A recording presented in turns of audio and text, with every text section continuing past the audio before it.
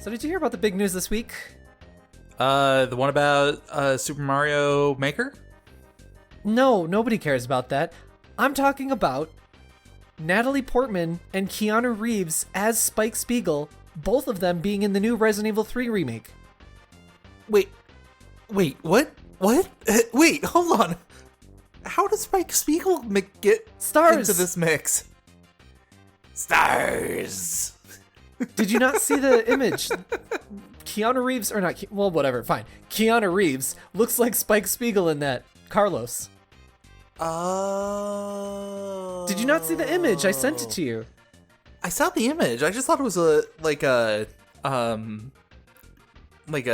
thing. Cool. This is gonna be fun. Cool, starting the podcast like this. Certainly not our worst start.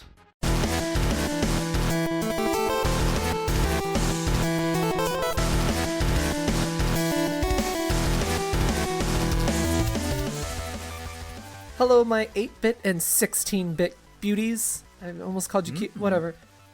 Friends, thank you for joining us today on the Nintendo Everything Podcast, episode 57. Yeah, we're on 57 right now. My name is Oni Dino. With me, I have a canceled Super Nintendo era mascot platformer who wasn't pixel perfect. It's Galen. You know, I still take solace in the fact that I never really had a chance to get that pixel perfect identity. I was never brought to the States. You were left in Europe where you were made originally? Madagascar, actually. Madagascar. Yeah, okay, they had little known fact. SNES development kits in Madagascar, eh? Yeah. It was actually a pretty solid title, but they just couldn't get the funding together. And what mascot were you? What animal mascot? I was a puma. You were a puma? Puma, yeah. A puma with tood? Yeah. It was the early 90s, so I had a backwards baseball cap and sunglasses. Did you do air guitar? Only when I finished the level. Oh! Most of the time, my attacks on all the enemies were just power slides. Give us your best air guitar right now, Galen.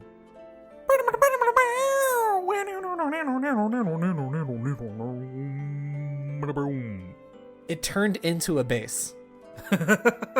And also, like most it's things, just that talented. like most things, Galen, it started out strong, you didn't know when to quit, and then it just kind of kept going. So you're telling me I should continue on with a bass line? No, ending this right now. No. Oh god, that's gonna sound terrible in people's ears. Stop. Listeners, thank you so much for joining us. I already introduced ourselves, but I feel like that was I don't even know. Hi, we're the Nintendo Everything Podcast. We are a weekly podcast. We are a week start-off podcast. Every podcast episode starts off so strange. What are we going to talk about this episode? Well, you might have guessed that we're going to talk about the Nintendo Entertainment System, Super Nintendo Entertainment System, video games coming to the Nintendo Switch. I don't know why I'm saying all of these words out loud like they're not acronyms already. I got hiccups right now. I had hiccups from eating cereal. We're also going to talk about Super Mario Maker 2, having some big old, not additional DLC, what is it? Like just free updates that just launched this week. Yep. And if we got time, a little bit of Tokyo Mirage Sessions, Sharp FE, because you know I'm about that life. Yep. Only if we have time. Only if we have time. I got time in my heart. Do we have time in this podcast? That's what the real question is. We could ask our favorite foreign listener. Which one? We have a lot of them. Don't say that one of them is favored over the other. I was going with Barry Goodman, but you do bring up a good point. No! Oh my god! I love that voice so much. Me too. That's why you need to buy this game when it comes out in January. It's perfect. Barry Goodman, Sandro Diaz. So, friends, if you are just joining us, we are a weekly show. Episodes go live every Sunday, bright and early if you're in the States. We're on all podcast platforms, you name it. Please take a moment to rate us on your listening platform of choice or leave a a feedback or a comment or whatever the hell you can do on your thing. It helps us to get discovered through algorithms that the platforms use. It's so confusing. Organic growth is like the most impossible thing on the internet. So thank you so much for doing that. We really appreciate those comments. We really appreciate those reviews. And just your listens in general. Like, it's what makes this fun. You can also share the podcast, too. You can do, like, a little retweeting where you can just be like, hey, guess what, Fran? I've been hanging out with people on the internet called the Nintendo Everything Podcast. You should listen to them, Miss Drescher. I've been hanging out with people on the internet, and they haven't asked for candy yet, or offered me candy. Problematic, that. We'll never ask for candy, but we will always ask for your reviews.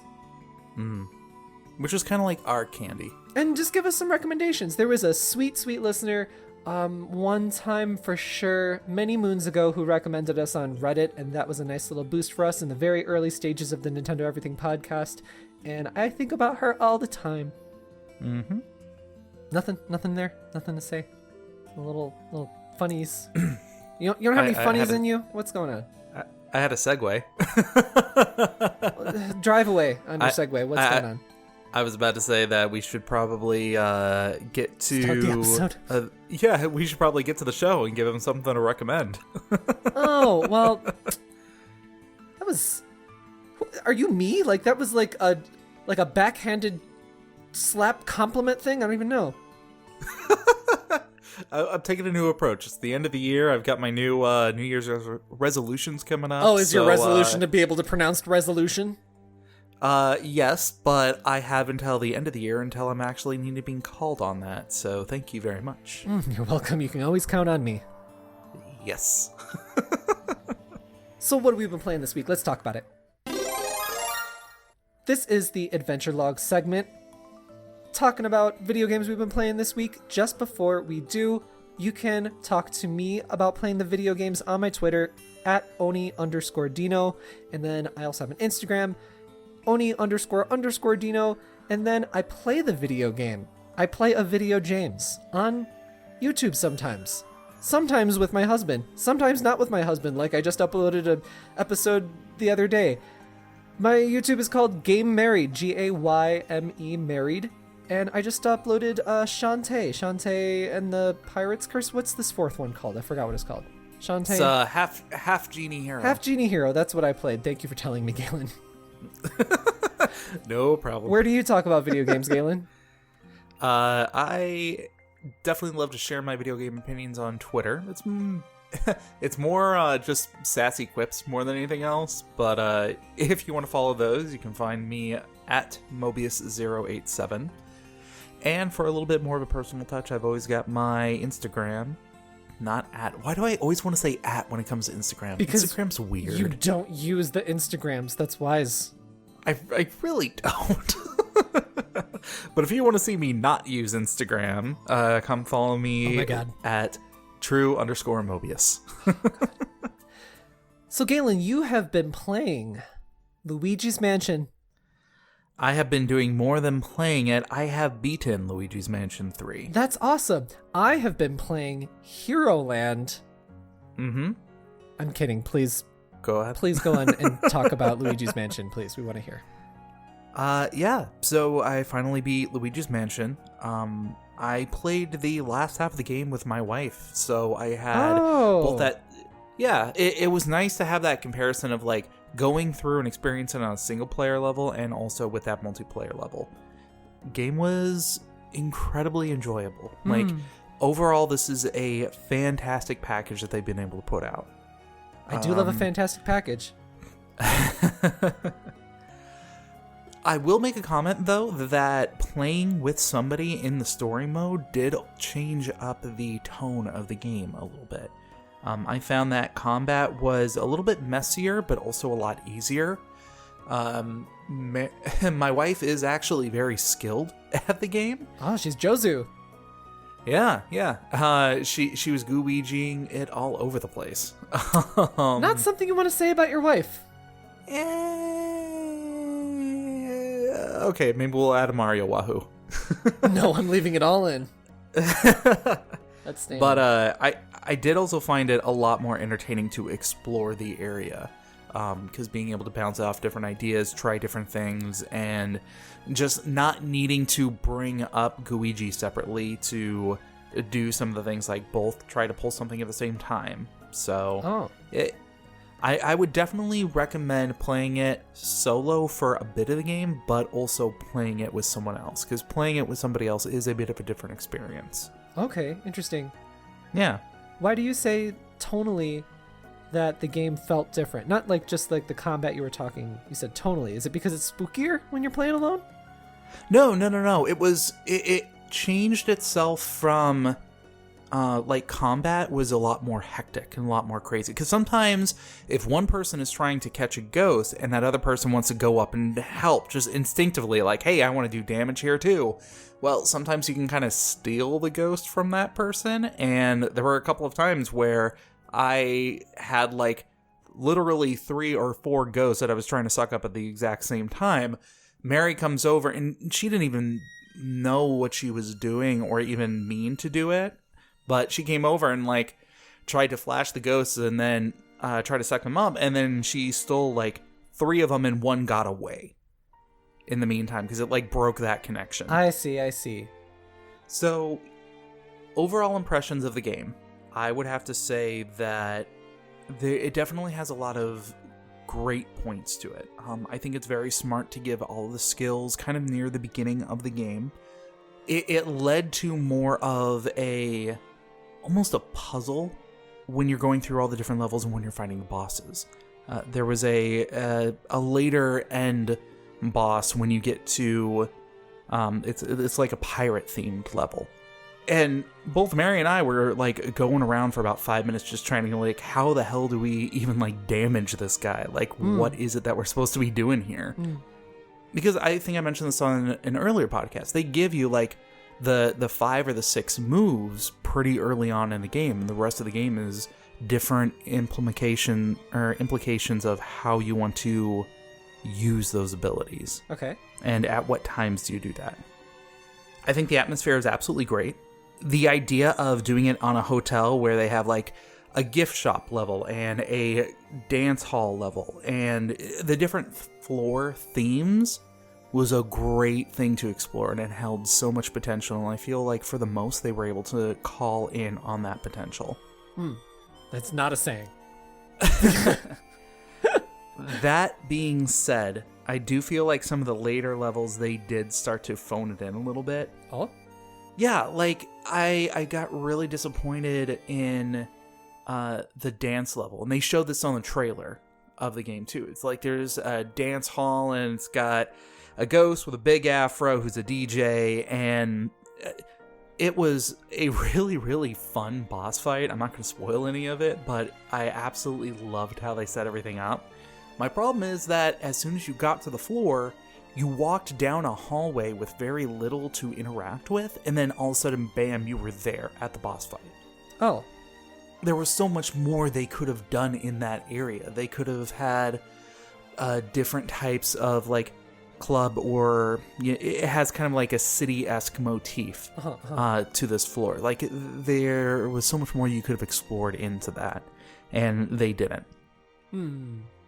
Once you get, I think it's like 2 or 3 times throughout the game, the ghost cat that the main hotel owner has. Oh, there's a ghost cat? Yeah. And you at the beginning of the thing, you can like see her kind of like, oh god, I can't believe I'm going to say this. She's stroking her ghost cat. As we do, as we all do, as you do. No, she's stroking the ghost cat while she's watching you on the monitors, sucking up all the ghosts. Right. Yep, roll with it. Keep going. In the middle of a seedy hotel. Wow. I'm starting to think there's a lot more euphemisms behind this game that I am just now picking up on. Listen, I've lived this life. I don't need to play Luigi's Mansion 3. But anyway, like, about 2 or 3 times while you're going up the hotel, you finally get the hotel button to go to the next floor, and you go to put it into the actual thing, and then this ghost cat shows up and steals the button. Oh. And then runs away. And then you have to chase it, but it's sometimes like ghosts between floors.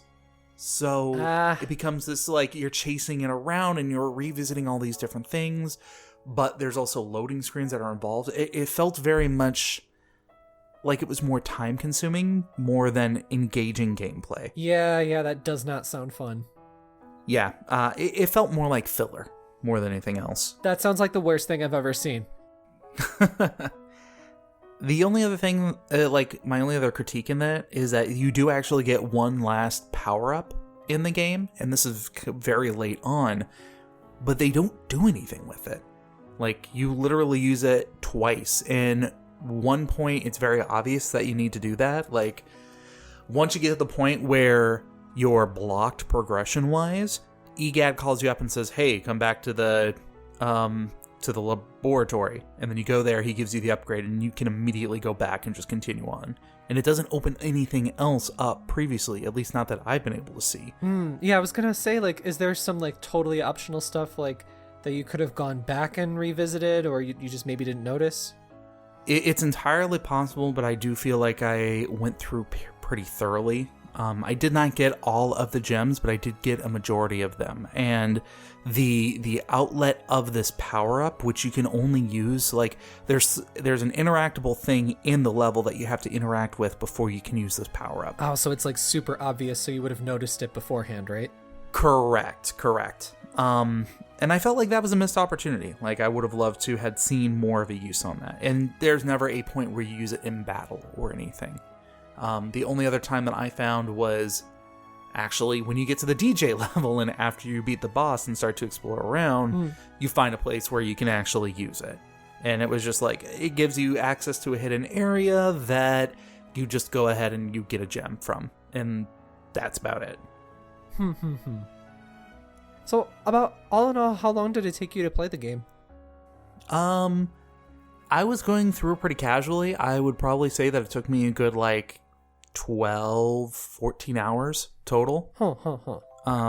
With both me and my wife playing the game. So, but overall, I had a lot of fun. It was everything I wanted from the game. So, I have to divulge that I got a cranky and hilarious text message from your wife kind of late at night a few days ago. Yes. Did you know this? Did you know anything about this? She mentioned it to me, but please go on. And all it said in the beginning was, Galen is terrible at co-op games. And you know that has been my criticism of you for years. She's not wrong. Mm-hmm. So. Yep. Right. Yeah. Anybody who plays games with me, I have a very bad tendency of when I get into the game and kind of get, everybody gets into that groove where you're super focused on what your character is doing and you're not focused on that whole communicating, collaborating. You kind of get to the point where you feel like everybody that you're playing with is along the same wavelength. And personally, I feel like when multiple people get into that mentality, that teamwork becomes to get a little unspoken. I find myself getting to that point a lot sooner than everybody else. Though. Oh, you're just faster? You're better than everybody else? This is going? No, it's not. I'm definitely not saying that I'm better than everybody else because I've gotten myself into trouble way too many times. Oh, am I putting words in your mouth? Is that what I'm saying? There's a running joke between some of my friends that whenever we play a multiplayer game, it's all three of them will squad up and hang out in an area, and then I'll be the one going on the other side of the map being like, oh, hey, what's this door with all these zombies behind it? Yeah, that's exactly you. Yeah, I've gotten us killed in Left 4 Dead way too many times. You disregard, forethought, and you just explore like a bumbling cat.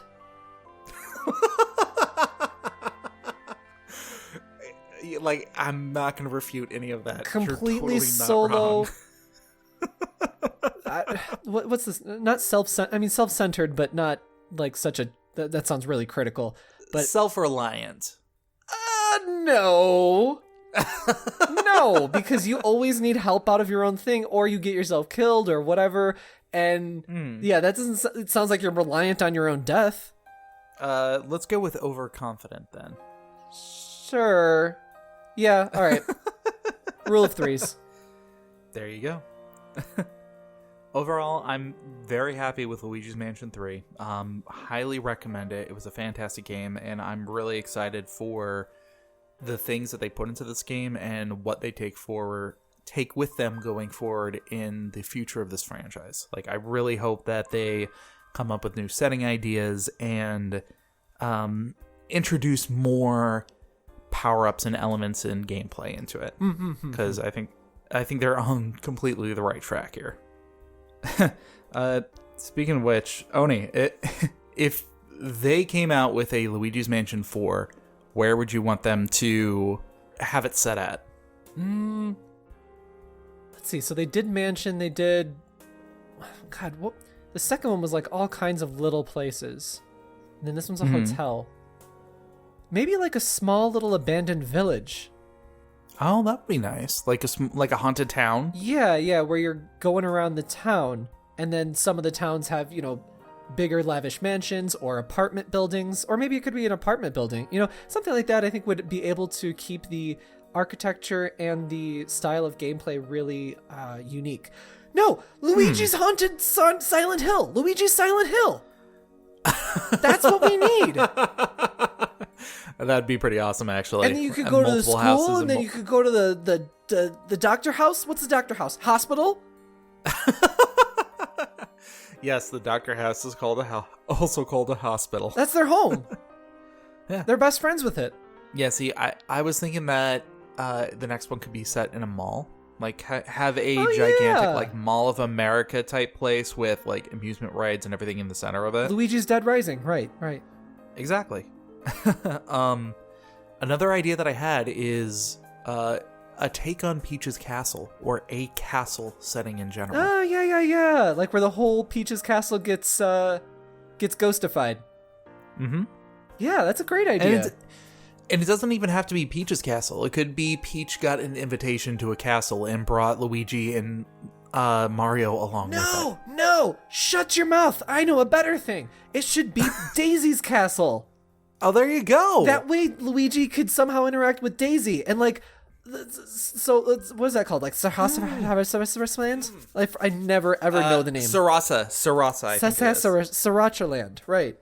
It could be like, okay, I've got to go there and I got to save Daisy. And then he goes there and then like, I don't know, maybe a quarter or a third of the way through the game, suddenly they boom, twist you again like I'm non-Chappellian. And then suddenly you run into what you think is another ghost, but then you're like, whoa, it's Daisy and she's got like her own ghost busting gear.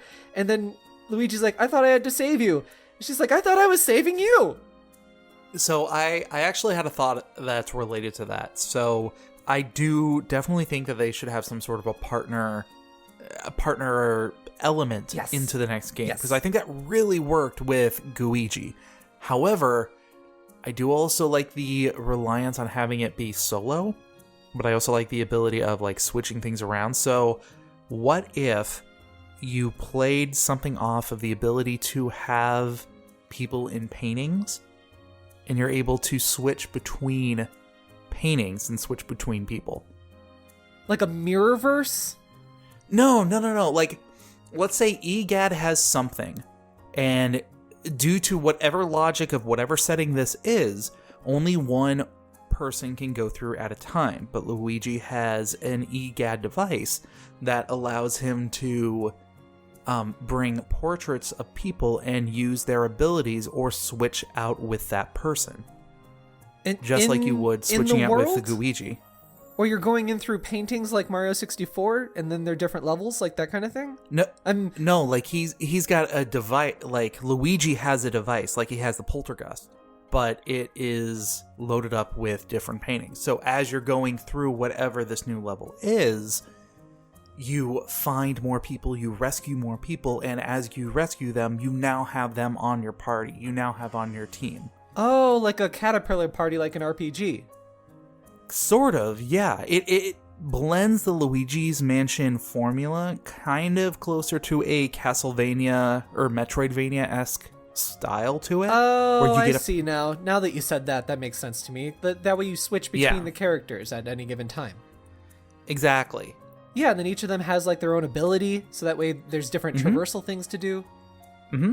And then you can also have that co-op element, and you can even bring more people. Like you get Toad. Let's say you said you get Toad, you get Toad. Mario, and you get Toad. Daisy because you're just very excited about Toad, aren't you?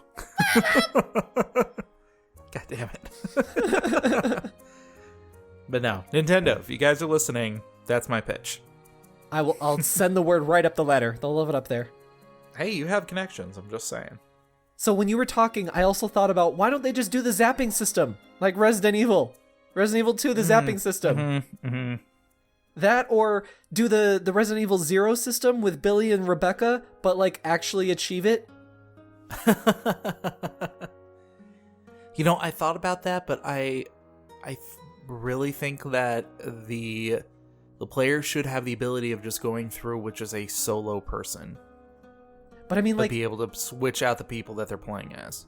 But it could be like, so Daisy and Luigi were exploring this castle, the Sriracha land castle, but then you get to see it from each of their perspectives by playing the Luigi A scenario and the Daisy B scenario. I just want Resident Evil 2. I just want that. You just want Resident Evil 2. I want every video game to just be Resident Evil 2. I even wanted Resident Evil Remake 2 to be Resident Evil 2. It just kind of wasn't. Mm-hmm. You did wish that really hard. So I think the takeaway is just that we have all of these fantastic ideas for Luigi's Mansion 4, 5, and 6, and that just needs to happen. This one sold like a crazy ton, so there's definitely going to be a 4. Number 4 is the one where they can go ahead and turn the camera around, so it's like a third-person action game. Number 5, they can introduce the co-op system. And Stop. Number 6 is the one that sells terribly. Stop at 5. That's what they always should have done. I'm just always going to be talking about Resident Evil, dear listeners. Like, that's just my life. You're going to have Luigi fighting Bowser, her King Boo on top of a mountain, her on top of a volcano, and Luigi's going to be punching boulders. Oh, Daisy, you are almost a pressed flower. That was a Jill Sandwich joke. Did you get it, Galen? Oh, I get it now. Yeah, I get it now. It was kind of a stretch. Maybe for a fake gamer like you. Luigi. Chris. And then in the 6th one, Luigi's an alcoholic, right? It starts off with Luigi just straight up murdering a zombified Toadsworth. Don't make me do it! Fire flower to the head.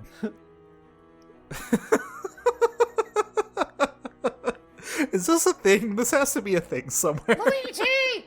Help! No! Shut it down! Yeah.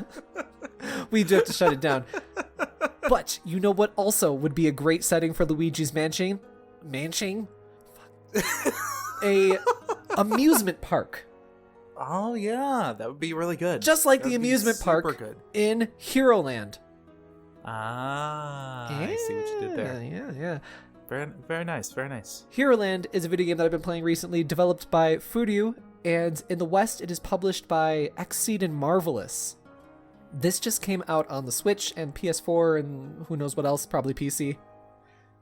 I uploaded like an hour-ish of the beginning footage to our YouTube on Nintendo Everything, or the other way around, and so you can see kind of the opening and you can get a real good feel for the game and the battle system. This is a comedy JRPG sort of sim game. It has a very unique gameplay loop and has a very big emphasis on the comedy and writing. Okay. Now, listen to the heavy hitters involved in this game. It is directed by Takahiro Yamane of Fantasy Life fame. Written by Nobuyuki Inoue, who worked on Mother 3 and Legend of Mana. It's set in a colorful 2D world created by Nobuhiro Imagawa, who worked on Mother 3 and Legend of Mana. And then music is done by Tsukasa Masuko of Shin Megami Tensei fame. So you're telling me that this game has some major JRPG cult classic swag going on? Abso-frickin-lutely. All right, I'm down. Tell me more. Some really impressive people behind this game. And it's it's not even just like a straight up JRPG turn-based thing. It is a unique twist on that. So the setting is that it's an amusement park and guests partake in RPG adventures with dungeons and enemies and stuff. Okay. You are a part-time tour guide for the park, and something happens in the beginning and you get wrapped up into working there against your will for a very long time. Okay. And nothing to set up a scenario like indentured servitude, so exactly, yeah. I mean, we're all basically living that life, so it's pretty relatable. Yeah. It's true. I'm looking at you, student loans. Exactly, that's it, yeah. So you meet all kinds of guests, including probably your main guest is Prince Elric. He's a spoiled fallen prince of the Noble Kingdom, and he's got this great butler who, they just have like a fantastic like comedy foil, like a straight man, and oh god, what's the other one called? Straight man, and what's the other one? Dunce? Okay, yeah. You know what I'm saying, right? Yeah, I know the trope that you're going for. I don't remember what it's called in English, but I remember it in Japanese. That's no help to you guys at home. So anyway, you meet all different kinds of guests. You meet like a overzealous knight. You meet a high school girl. And you also meet a like nihilistic otter that says he's human. And everybody's like, no, bro, you're an otter. He's like, no, I'm human. I just look like an otter. And the writing is so cute. The game has a talking otter. I'm already interested. Oh, so cute. so cute. And then the enemies are, cute little slugs, skeletons who love taking selfies, broccoli, man-eating broccoli. These are your enemies, but they're working at this amusement park, right? And you're the tour guide, so they're actually your co-workers. Okay. Do you kind of see where I'm going with this? Like, it's... Yeah. Like, a JRPG is happening. A JRPG is being simulated. But you're looking at it from a totally different perspective. Like, it's so unique in this regard. That is bizarre. Yeah. So, anyway, I've only been playing just a bit of it, but I'm really loving it. The battle system is very interesting because you don't go around and explore or whatever. You're in this amusement park. So you guide your heroes, which are the patrons, through tours, which are basically dungeons. And then you battle by guiding them. So when you get in the dungeon, you go like panel by panel to like an event panel or a battle panel or a treasure panel. And I mean, this game has like all the classic stuff like weapons and skills, character specific skills, leveling up, but everything's just a little bit weird. Like your weapons are rented out, and your level up system is actually like your character's satisfaction and approval and happiness with you because of how well you took them on a tour. Huh. Okay. Yeah. And so like as the guide, you give orders like a general tactics thing, not unlike something like in the Tales of games where you say like focus on this enemy or go all out or conserve your MP, that kind of thing. Okay. Or you can control a single character and make them do a specific attack or skill on a specific enemy or an ally. Or you can use an item and so on and so forth. But you can't do all of that at once. You have kind of just one order you can give, and then your meter depletes, and then when it goes back up, then you can give another order. And all of your allies are not allies, but like your patrons, the actual heroes, are fighting and doing their own thing because they're participating in this amusement park, right? You're just a tour guide. Mm-hmm. So even the battles have that weird, I don't even know. It's like looking at a picture from the side constantly, kind of bizarre. Yeah. Okay. It's so charming, and I haven't even mentioned the writing. Just the writing is so good. I played through this a bit in Japanese, like a year and a half ago maybe, and I really loved it then, and I was just laughing my head off. The localization efforts are so good in this game, and I'm so happy that that's the case, because you kind of don't see a whole lot of like comedy things being translated. I mean, this is just like a full-on comedy, so you don't see like a whole lot of this effort being put into these kinds of games too often. I'm doing a bit of Google Foo and looking up some images of the game too. The animation has a really interesting art style. It's almost like a Paper Mario-esque look to everything. Yeah. So everything, I haven't even mentioned that, my god. Everything visually is pixels. I should say the characters are all pixels, but they're like Paper Mario style pixels where they look like pixels that are cut out of cardboard or something like that. And they wibble and wobble and shake and move back and forth. And it just adds to that charm and that weird humor that goes along with the writing too. This game looks super unique. Yes, it totally is. And the physical version is great. It's called the Noble Edition, and it comes with like these little stand-up thingies. That's really fun. So, with how quirky and everything is, how captivating is it? Like, is this one that you can pick up and play a little bit when you're laying in bed, or is this something that you want to sit down on the couch and devote some dedicated time to? It's the former so far. All of the dungeons have been like fairly short, and like the dialogue, it doesn't really, even though there's a lot of dialogue and there's a lot of exchanges, it doesn't overstay its welcome. You know, they make their jokes, they get in, they get out kind of thing. Yeah. And I've laughed out loud several times, which I usually don't do playing a video game, but I mean, there are just several different things that they said that were just so good.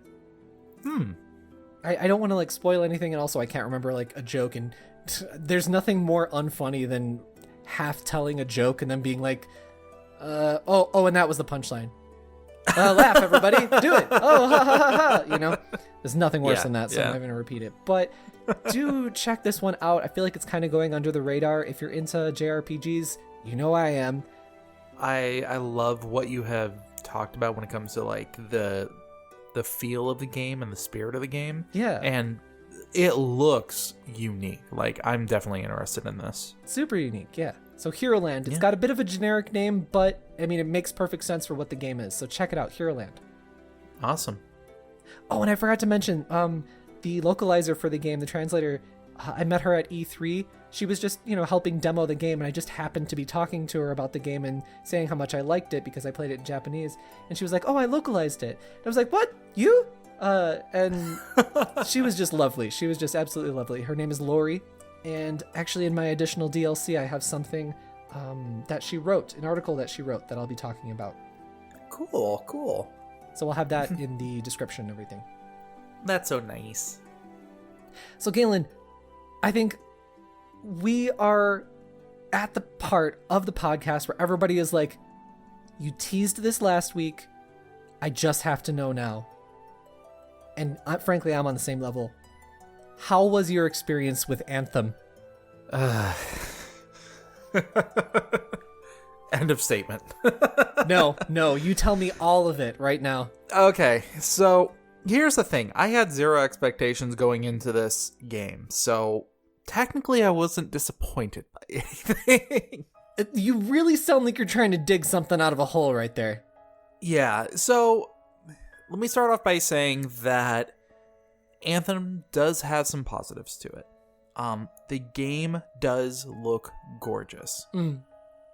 And on top of that, I got what I really wanted out of the game when I played it. Like, as soon as you get to the point where you can actually start moving around and flying in whatever this mech suit thing is, like, it felt awesome. And it was just surrounding that with the forestry and this jungle setting and seeing the little animals that are moving around, like, it added a level of wildness that I have not gotten in another game such as like Destiny. Wildness? Well, it just like I'm trying to figure out like the feeling. Yeah, well, and just like where everything is like natural and raw, and just like walking into a jungle and just having that, or an area that is untouched by civilization. So it felt like the environments were like very well crafted and kind of real, evocative of what they were supposed to be evocative of. Yeah. And I have to give credit to like the little critters and the creatures that are actually in there, because I didn't expect that. Like, the first bit that when they're having you go through the tutorial level. They have you waiting for a generator to kick in. There are these rabbit-esque creatures that are surrounding the area, and you don't know if they're enemies. You don't know what exactly they are. They have health bars, so I wanted to see how interactive this was. So I actually, made an attack on it, and as soon as I killed it, a little prompt came up that was like, here's a bio of this element. Oh, by the way, these are packed animals and very sociable. If they lose one member, it can send the entire tribe into moral distress. And I'm like, oh, now I feel terrible. Interesting. It was very cheeky when it came to that kind of stuff. And you find little elements of that everywhere. So you couldn't scan that enemy, that creature ahead of time? It did not give you the option to do it ahead of time, but as I learned through the game, you can acquire that information elsewhere. So if I was to, let's say, go into the library and read up in there, I could have found out similar information from that. But it definitely has that Bioware feel of world building similar to something like Mass Effect. So kudos to them and to BioWare for what they did on that one. Unfortunately, that's where my compliments of the game kind of end. So, first things first, the flying, which was one of the biggest things that I was excited for the game, it was a little hard to control, specifically because it does not have elevation controls on it. So think of Zone of the Enders, how if you're standing in place and you're hovering in an area, you can rise yourself up or you can lower yourself, but it's very controlled in when you do it. In this game, you can shut off your thrusters and go all the way down, or you can start flying forward and pull yourself up. But there's no, I'm just going to shoot and fly straight up. Which, having played Zone of the Enders, like that was the kind of expectation that I was getting, and that was one of the reasons why I was so excited for the potential that this game had. So that lack of refinement was something that I dearly missed. Another thing that I really missed is the level of customization in the game. They do give you a small aesthetic ability to change your character, but it's like, do you want a helmet with a hood, or do you want one with a shinier dome with a spike on it? Like it was very minuscule differences to the point where I could not tell my character apart from my friend who I was actually playing with when I was playing through the game. Okay.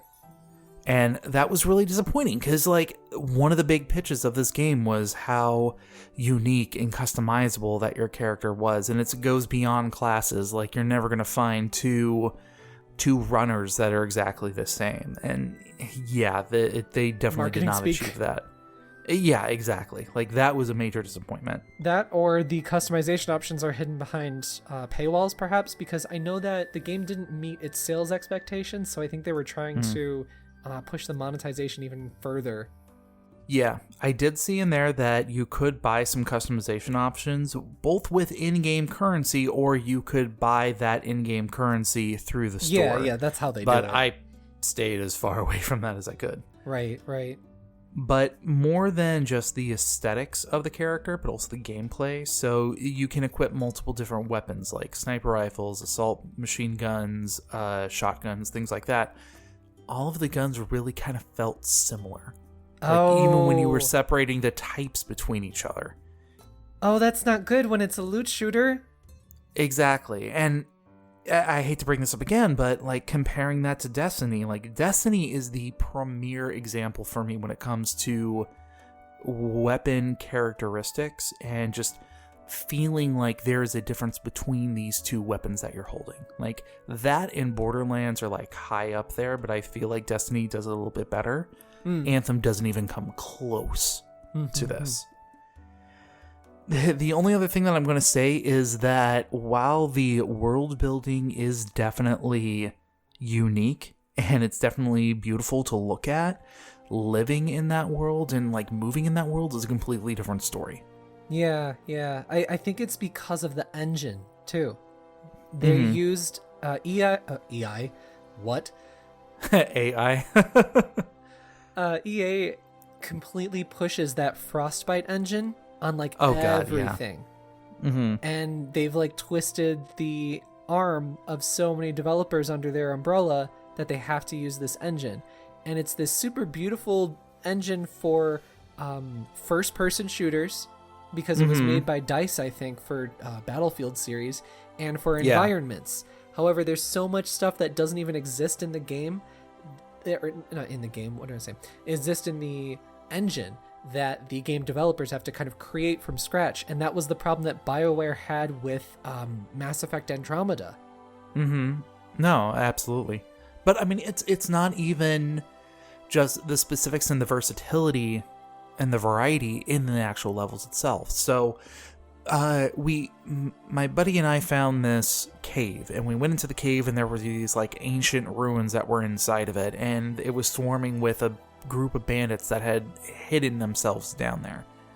And it was a pretty intense fight, like going through, because we were vastly under leveled, but we decided to just plow through it anyway.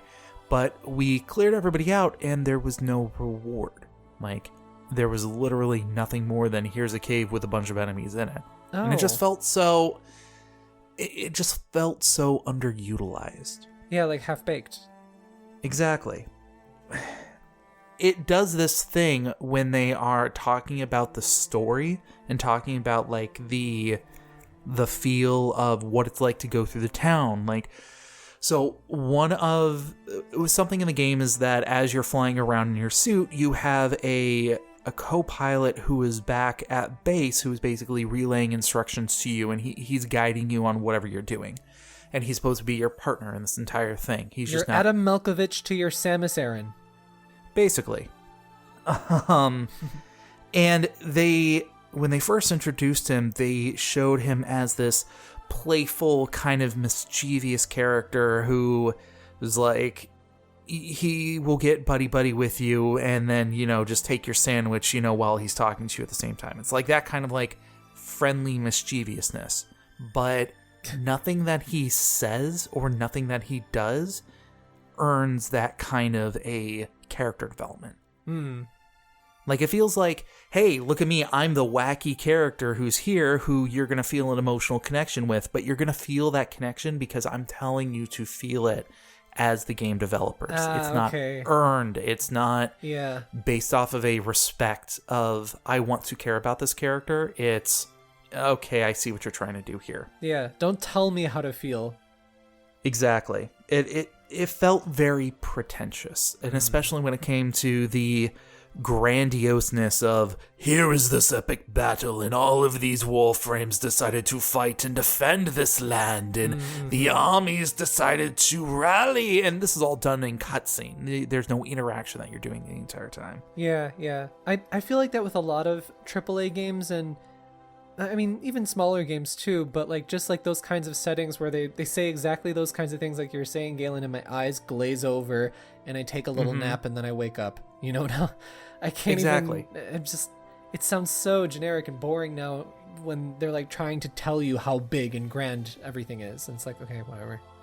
So I want to compare this to another PlayStation game, Horizon Zero Dawn. It was the one with the robot dinosaurs and everything Sony came out with. Yeah, red hair girl. It came out like in the same exact like week or something as Breath of the Wild. I know. And it was like definitely the same like audience on a totally different console, but exactly. I actually remember I played Horizon Zero Dawn because it took me like a month or two to actually get my hands on a Switch. Ah, right. I knew because it was a PlayStation game that it was going to go down in sale or in price. And I mean, not like I could wait for Zelda at that time, but like Zelda wasn't going to go down in price. So exactly, I got, of course, Breath of the Wild on my Switch. And then like a year later, I bought the game for $10. Horizon Zero Dawn Complete Crazy Edition or whatever the hell it was called. Exactly. Yeah. And Horizon Zero Dawn is a fantastic game. Yeah, I can't wait to play it in 5 years. I should actually like pick it back up and beat it because I got like 3/4 of the way through and then got distracted with another game. But I'm getting sidetracked. Sorry, that was my fault. The game has a very similar style where when it tells its lore, it set itself up in a point where the names feel very important sounding. And Anthem does the exact same thing. The Duke of eating butt. Exactly. However, I am he. When you go through in Horizon Zero Dawn and you come to those moments, most often they are moments that are earned. You are usually doing something or acquiring something or completing a task in order to get this little bit of information. And as you're getting these pieces together, you're kind of building it up yourself. Whereas Anthem, it's like, here, read my novel. And they just drop a textbook right in front of you and then cross its arm and just expect you to like stand there and watch you read it. That's not good storytelling. And it's not. It's super not. All in all, I feel like Anthem was a completely wasted potential, which should be no surprise whatsoever. I'm not breaking any grounds by saying this, but yeah. I think that, I mean, you can see the ideas of like, well, something could have been made out of this, but higher ups at EA were surely pushing a team that has never made a Schluter to make a Schluter because that was the popular genre to make, and Schluters make lots of money, so you make that. Oh, and also use this engine that we force you to use, and also it screwed up your last game, so here you go. Exactly. Like, EA is just bad when it comes to all that. Yeah. So, I mean, I'm not unhappy that I tried the game, because again, $10, price of a movie ticket. I had an entertaining couple of hours playing through it. I have no intention on going through and like completing this any further. Well, not surprising, but I am very satiated by hearing your response. And then lastly, very briefly, I'm just going to mention that I played a little bit more of Astral Chain this week. Fun. Yeah, you know, Astral Chain, like my most hyped game of the entire year that I didn't really play because it came out in September along with literally everything else. And also September was the most busiest freaking month of the entire year for me with Tokyo Game Show happening and then so much more after that I haven't played video games. I mean, to be completely fair, Astral Chain did come out the same month as Untitled Goose Game, so it really stood no chance. Which I still have not played. Oh my god! That's going to be one of our categories, is biggest missed opportunity when it comes to games that you haven't played. Oh, speaking of missed opportunities, I should have said this in the beginning of the show. Yeah, I totally forgot that the Game Awards wasn't this past week. For whatever reason, I thought it was on like December 4th or 5th. It is not. It's on like the 12th or the 13th or something like that. So our Game Awards show will obviously be next week. Yeah, I just don't know why I thought that. I have no idea why. Yeah, it's all good. Whatever. So anyway, Astral Chain, I'm not going to say too much about this just because I only played a little bit of it this week. And it's been a while since I've even played it. So I'm still developing my opinions about it. I'm of course really enjoying myself, so you know that much is there. The battle system gets so crazy. I'm only in like chapter 3 or 4, and there's just so much that you can do in the battle system.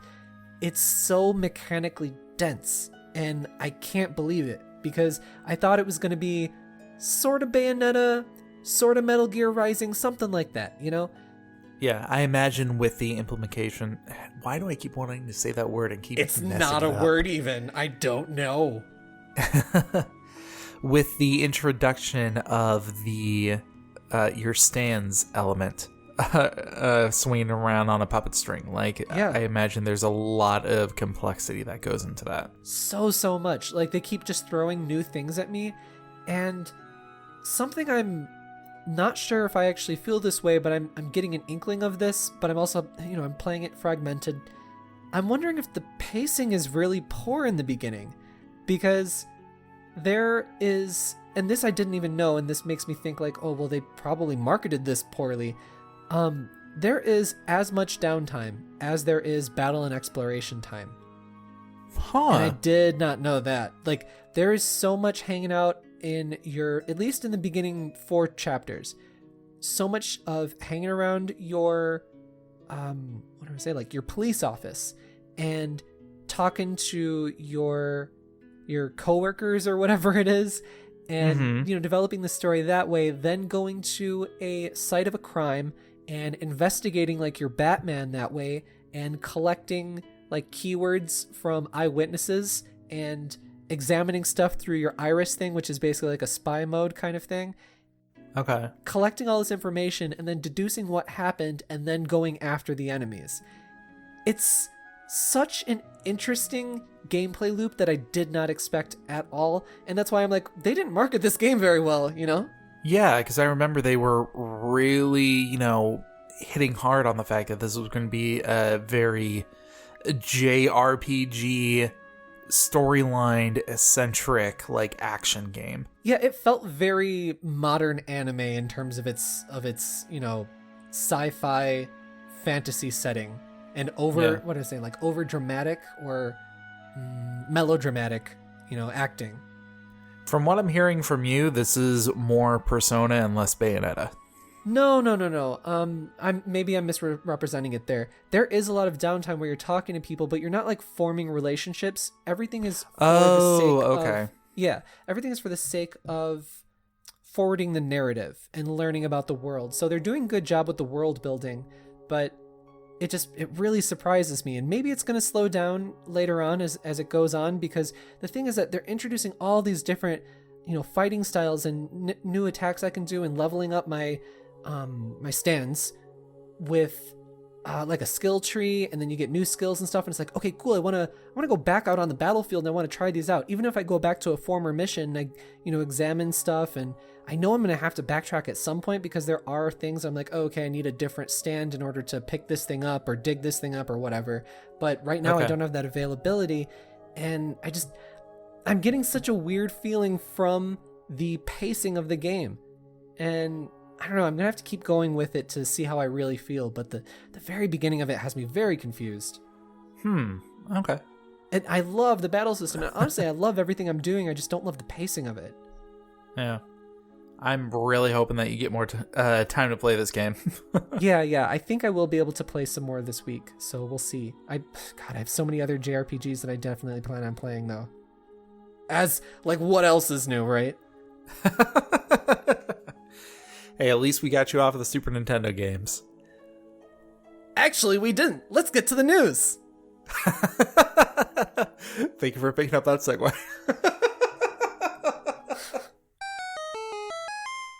So this week in the news, Nintendo announced a bunch of new Super Nintendo games and a couple Nintendo games coming to their respective apps on the Nintendo Switch.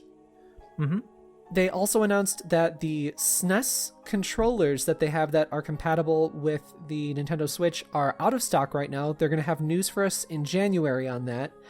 Yeah. But conversely, there is a 50% off deal on NES controllers through the official Nintendo store.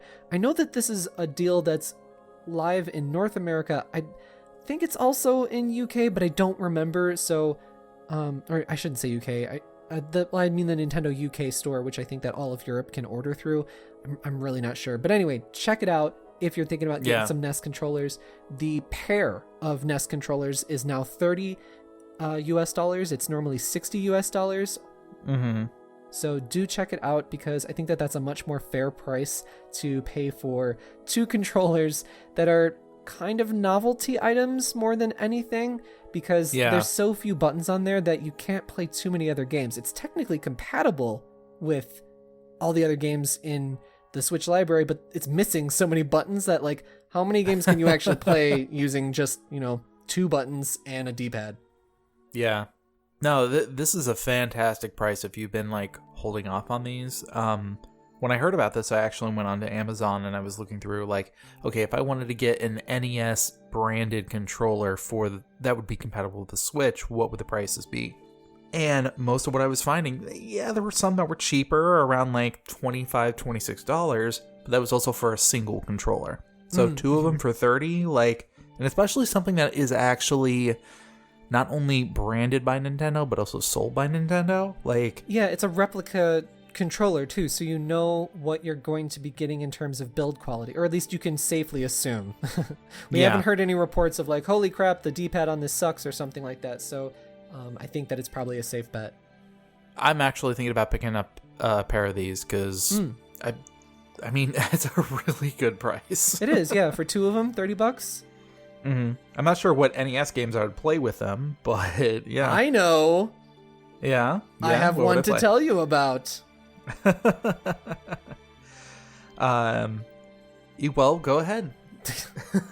What? Thank you so much. Oh my god, so kind. I So will gracious. allow this. Oh god. So moving into what games are going to come out this week, on December 12th, we're getting Star Fox 2, Super Punch-Out, Kirby Superstar, and Breath of Fire 2 on the Super Nintendo. Damn. Those are 4 very good choices. Those are Very fantastic games. Yeah. And interesting about Star Fox 2, basically, like, that thing was married to the SNES Mini, right? And then now it's on the Nintendo Switch Online app. I think that's great. I think it's a really good decision of Nintendo to do that. Well, and Nintendo's been sitting on that game. I think, what was it? It was like 90% complete for forever, over a decade or two. Yeah. And then also on the NES app, we're getting 2 games, Journey to Silius, and Crystallis. Both very interesting choices, especially Crystallis. I've been wanting to play that game for a very long time, and here it frickin' is for me. Like, it's so nice to just not see, like, you know, NES's tennis or NES's, I don't know, football or whatever it is.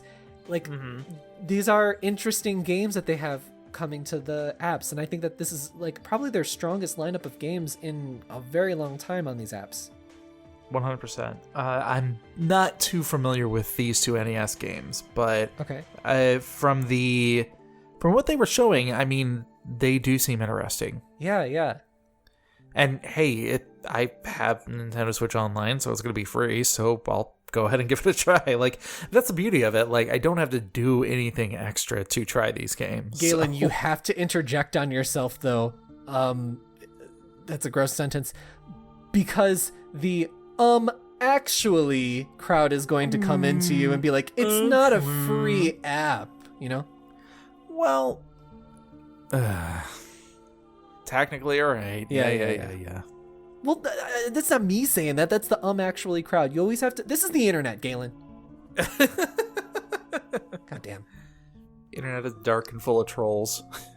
So for the Super Famicom app, they're actually getting fewer games and also a few different games than the Western versions. So Super Famicom is getting Star Fox 2 and Kirby Superstar for Super Famicom, but that's it. They're not getting like 4 like the Western version is. Interesting. Yeah, which is a bummer, but I'll talk about that in a second. And then the Famicom app is getting 2 totally different games. They're getting Famicom Wars, which is the very first game in like the Wars series, like Advance Wars and stuff like that. So wow. So all of the like Advance Wars fans should check that out, even though it's going to be in Japanese. And then they're getting a different Sunsoft title. Instead of Crystallis, they're getting Route 16 Turbo. And I think this is a racing game. I'm not sure. I haven't played this game. That is odd.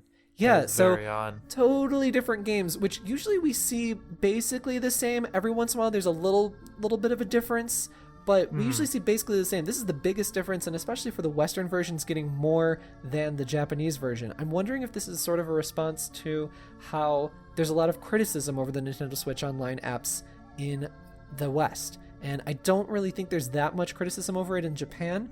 At least, I don't know, I feel like people in the West are more vocal about it. Yeah, absolutely. No, I think that this is definitely targeted towards make it more appealing to sell better in the areas where you're struggling in. So, anyway, just wanted to point that out. But in celebration of all of these games coming to the app, and for me in particular, I'm excited about several of these games, I wanted both Galen and I to share sort of our excitement, our zeal for 1 or 2 games on these lists of games that are coming out. Absolutely.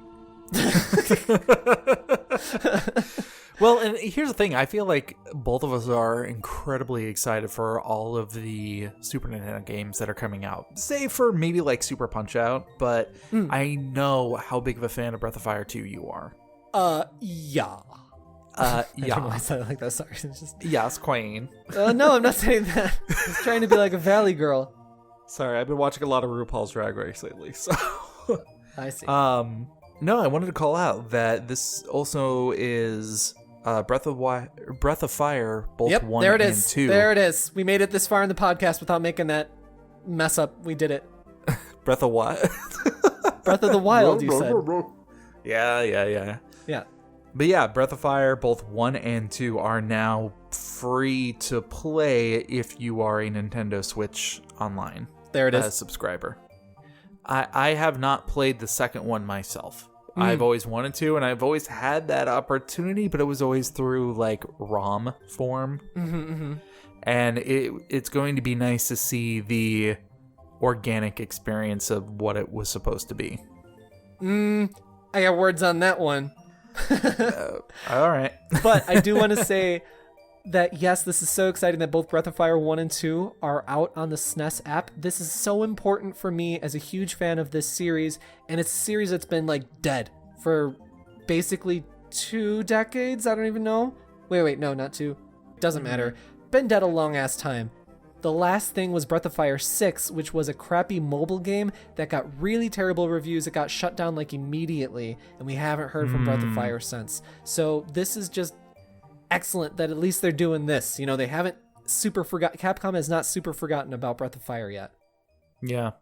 As a side note, I'm also really excited for Kirby Superstar, just because it's a really good game. Kirby Superstar is like one of the best games on the Super Nintendo, and one of the best games that holds up today. You could play that game co-op so easily, and you can play it co-op online. Pew, pew, pew, pew. That is awesome.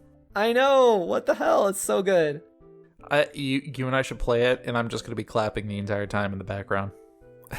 Why? Why clapping? Well, you know how when you're playing online with somebody, if the other player isn't playing, they can push a button on the controller, and their little icon goes... Yeah, okay. I thought you said in the background, so I was like, why are you just sitting there clapping? To give you moral support. Oh, Jesus. Jesus, take the wheel. I need that. So before I go into Breath of Fire 2, do you have any thoughts here? All of these are fantastic. All of them check off different genre-ed nostalgic boxes for so many different people. That's true. That is something that should be pointed out, is the verity. Woof. Variety. Let me talk a bit about Breath of Fire 2. Now, as I already prefaced this with, I'm a huge fan of the series of Breath of Fire. Everybody, please come to me with your Breath of Fire questions, because I am so excited to talk to you about this series and why you need to play it. It is magical. He can tell you the difference between a Nina and a Ryu. Stop that. So, Breath of Fire 1 was, I believe, Capcom's first JRPG that they ever made. They partnered with Square to localize the game in the West. Now, Breath of Fire 2, they did entirely on their own. Developed and localized. Localized being the huge problem with that. So Breath of Fire 2 is an amazing game with a couple of really bad flaws on top of it. Flaws that can be fixed, but I'm going to get into that. So the story of Breath of Fire 2 is a story of dragons, gods, despair, and slaughter. So your average JRPG, you're telling me? No, shut up. Stop it. Don't you downplay any of my magical of Breath of Fire. My magical of what? I'm sorry, I was too busy turning into a dragon. So, you fight this human organized religion, and you kill a god to prove that humans are worth saving, and also to prove that dragons are really, really awesome. And the setting of the world has all of these different clans of humanoids. So there's like bird people, horse people, felines, dogs, ox, fish people, so many more. And it's not just for like visual flair, but it also plays into the narratives as well. It's really varied. And the character designs are also really unique too. They are. That's what's so exciting, is like each character design is so different from the next because of like this clan thing. And the pixel art is so great. not just for the era, but like all of these visuals and the animations that they do, there's so much nuance to them, and they really hold up. I would say it's one of the best animated games on the Super Nintendo. I would definitely agree with that. So this is a sequel. It is after the first one, but you don't need to play the first one. It's many hundreds of years later, but what you do need to worry about are the glaring negatives. Two in particular. The bad translation, which I touched upon. This was done by people that don't speak English as a native language because it's really, really stilted. There's so many like direct translations from Japanese, like that I recognize as a Japanese speaker. It's very bad. Even like yes and no are screwed up at one particular point. And the story is so good that is such a shame, you know? Mm-hmm. The game is also poorly balanced in that there are sudden spikes in difficulty, including like kind of your very beginning. It's just really hard. You have to kind of go all out with spells and potions and stuff like that in the very beginning, which can then lead you to doing a little bit of grinding. And it's like, that shouldn't like have to happen, right? There was a Game Boy Advance sort of port of this game where they fixed that by doubling, or not doubling, but like, you know, increasing experience and money that you got. Yeah. So that does help it. But those are the two big problems with the Super Nintendo version. Yeah. Well, I was about to say, also, as a fact, this is mid-90s, early 90s or so. I felt like around then they were still kind of like, especially if this is one of Capcom's first JRPGs, they were still kind of figuring out that formula that went along with it. Yeah. Of like, where's the balance of how much grinding is too much grinding? How long can we make the game so people will be incentivized to buy it instead of rent it? Right, that kind of thing. It was a different time. This balancing, though, I think was the same in the Japanese version, so it clearly wasn't like a rental issue because renting video games is illegal in Japan. So this has just kind of got bad balancing. Those two things, though, however, are things that can be fixed with like a ROM hack or basically a patch to your game. If you own the legit game and you have a flash cart, you can put your ROM hacks into the flash cart and then put your legit game into it, and then that is the best way to play it. There is a retranslation done, I want to say a good 10 years ago by this awesome dude named Ryusui. He's on Twitter, you can follow him and everything. I do, he's great, he's awesome. He retranslated the game along with another guy that did the hacking and stuff, and it is beautiful. It is absolutely gorgeous. They completely had to like hack into the game to change the formatting and increase the character limits in like all of these different text boxes in the menu system. They redid the menu system. Like it is a full-on redo of the frickin' game. Wow, in that's impressive. Like any linguistic regard. It's very impressive. And that is the best way to experience this game through its narrative, because the narrative is so strong. So that is the way that I would actually recommend people playing it, even though it's here on the Super Nintendo app on Switch. So I'm so torn by it, right? Like I want to say play it on this app and see how you're feeling about it. And if it's kind of getting at you and you're like, oh yeah, like, you know, I got a little inkling on this, then check out the ROM hack and play it any way you can, because the retranslation is so important. Well, and that was actually going to be my question. Oh. Knowing that these flaws exist, do you think that Nintendo will actually come out with a modified version of the game when they bring it to the online shop? Or do you think it is going to be like an original copy? Oh, no, because that ROM hack that was made is completely fan-made. Like, there is no official anything, and that would be Capcom's decision. And when Capcom ported the game over to the Game Boy Advance many moons ago, they didn't even touch the translation, because that's a huge undertaking. I mean, these guys that did the hacking on it, they had to completely change the character limits. And that's a huge problem, like, going back so many moons ago on, like, the Super Nintendo to do this. Like, for example, what was it? Seiken Densetsu 3, Trials of Mana. When that Super Nintendo game was officially translated and released on the Switch, earlier this year? Yeah, earlier this year. I was talking with the producers of that title and the upcoming Trials of Mana, they were talking about how difficult it was for them to go back into all this old ass source code and increase the character limits, because that was the problem with the Super Nintendo, or the putting it over to the Super Nintendo with, Western languages. There were all these extra characters that they needed. That was always the big problem with NES and SNES era games, is they never accounted for how many more characters you needed in text boxes. Gotcha. So okay. It's going to be a huge financial undertaking for them to go back and redo something like that on Breath of Fire 2 or 1 or something like that. And I just can't foresee them doing it. It blows my mind that Seiken Densetsu 3 Trials of Mana was localized to the Super Nintendo version. It really blows my mind that actually happened. If I recall correctly too, I think that Nintendo had a hand in that. They helped them with it or financed it or something like that. So yeah, the Nintendo bank is strong for sure. It's got that Wii money deep in there. Why did I say that weird? It's goddamn their Wii money. It sounds grosser. These are both things you said. Stop it. Stop what you've done. It's too bad we don't have a recording of me saying these things. Yeah, I know. Wouldn't that be nice? None. So, anyway, that is my plight, my beg of you, dear listeners, to please check out this game and then also check out that ROM hack, because you can play that on a legit copy. That's what I'm saying. You can do that. You can also play it any other way you can.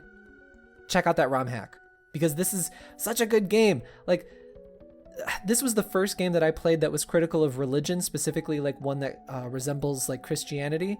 And I thought that was just so impactful when I was younger. And I think like even now it still holds up to be like, whoa, this cult, the opening is so strong too.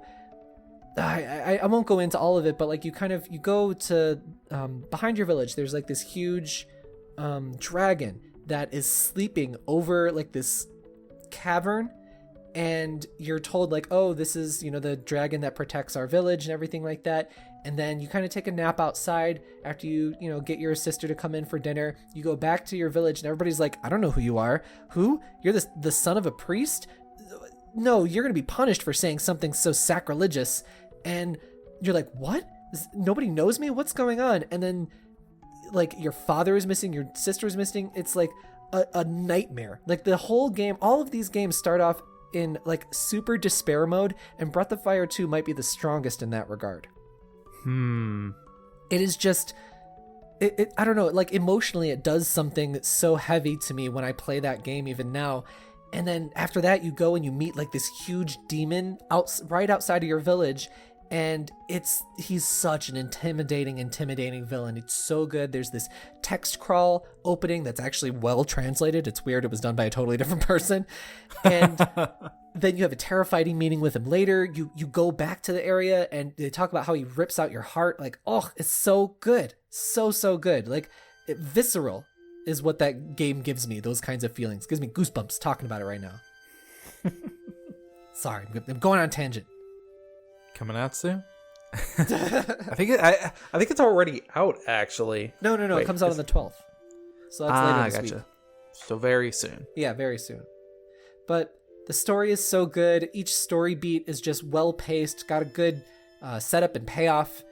New characters, new environments. Every single step of the way. It's just a great game. Huh. Talk to me about Breath of Fire. I will talk back to you. Actually, I just wanted to point something out. You said this was coming out on the 12th. That is the same day as the Video Game Awards. Oh. So I'm wondering if there's a correlation between the two. I can't imagine there is.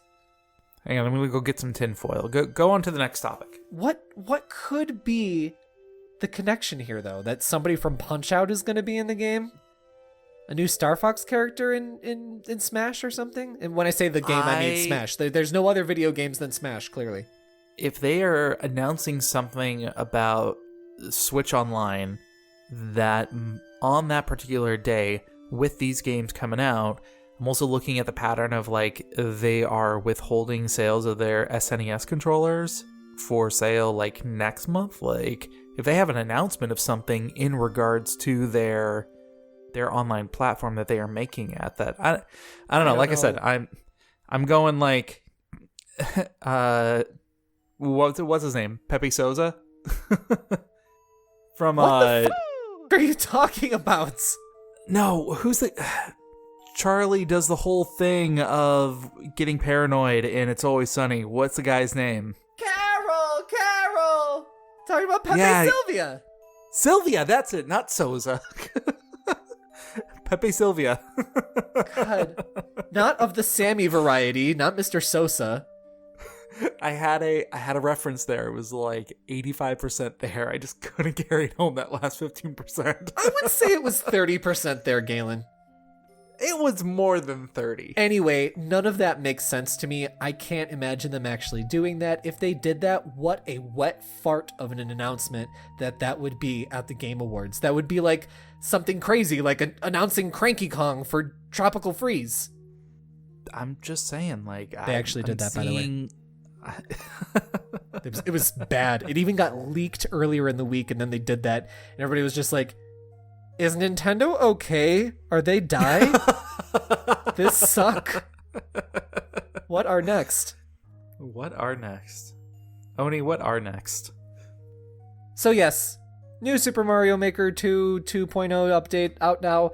There are new enemies. There's a Master Sword. This Master Sword turns you into Link. I thought it was just a skin. I just watched the trailer. It is freaking awesome. This update's already out. If you guys haven't seen this, this is super cool. I want to buy this game now. No. I don't want to start with the Link stuff because I think that is the big talking point here. However, I do want to give credit to the other additions that they are putting in here too. Okay, give some credit. Do it right now. Okay, so as far as enemies that they're coming on, you now have Spike and Pokey. So Spike is the one who spits out the giant like spiky ball and throws it around. He's cute. He's super cute. Yeah. And I like what they did. So if you actually use him in a snow level, he actually throws out snowballs. And the snowballs have their own physics and elements of gameplay to it, which I think is super cool. And then Pokey is he's the yellow guy who's really, really tall that is cactus. Spiky. He looks like a giant cactus. Yeah. He has an ability where if you place him on a night version or a night mode level, he starts to fly around, which I guess is a thing. I don't remember that from any of the games, but I'm not going to question it. No, that's totally brand new. Yeah. But also, switching over to the snow levels again, he becomes a snowman. Yeah. And cute. It's just very, very enjoyable enemies that they have in there. I really like what they did with the addition of the frozen coins. So it's just a coin that's in a block of ice, but you can step and interact and get blocked by this ice when you're going around. And in order to get past it, you have to use a fire element. Now, this could be fire balls that from a fire flower, but also several traps. Bowser can even get rid of some of that ice. So I'm kind of believing the hype that they said during the trailer on there's a lot of potential of how you can build levels with this mechanic in mind. Are you kidding me? You believe the hype? I do believe the hype. You're supposed to not believe the hype. I have the programmer mentality and I look at the potential of things. Has Public Enemy taught you nothing? No, he has not. Oh my god. No, he has not. What? That's like, oh, do you like Billie Holiday? I love him. Billie Holiday is a woman. Anyway, other things that they're bringing to this game, if you're playing on the 3D level worlds, they now have dash blocks, which not only affect you running, give you longer jumps, but they also affect you driving the car around, which I see that being pretty nifty for some of the auto run levels. Yeah. And then P blocks, which I didn't realize until now wasn't in the game. So I loved how they showed it off with the race to get to it, and then you hit the block, and then all your enemies, the guys that are racing against you, they all fall to their doom. I like that a lot. Yeah. Like a bit of sadism in my video game. Oh, that makes so much sense. speaking of the other things that they brought to the game, they also introduced a speed run mode where you can play levels and you have these little ninja guys who are running alongside you, which represent every other player who has played this game as well. And it's a race to be the they look first like one a that's nightmare. there. There's like 1,000 of them. Exactly. Terrifying. It's very similar to the whole like Ghost Driver thing from Mario Kart, and I like what they did. I like that they put that in there. I do too. Yeah. There's so many like tools that they basically just throw in the toolbox and they're like, here, have fun, create, do something weird with it. And I love that. Yeah. I super love that behind Super Mario Maker. And I love that this update costs absolutely nothing, and they're just like, here are these other tools. Yeah. We want you to have these. Here. That's true. We need to like sort of point that out, that like this is really awesome that they just include these very prominent free updates instead of DLC. Absolutely. And especially when it comes to an item that basically changes the entire game via the Master Sword. Oh, it's so good. So good so often. I want it all the time. So, for those who haven't seen the trailer, basically it is a Master Sword power-up that you would just hit a block and it pops out. You grab it, and you can only do this in the NES version, like the original NES version of the Mario games, or the Mario levels. But you turn into a pixelated Link, like from the original Legend of Zelda.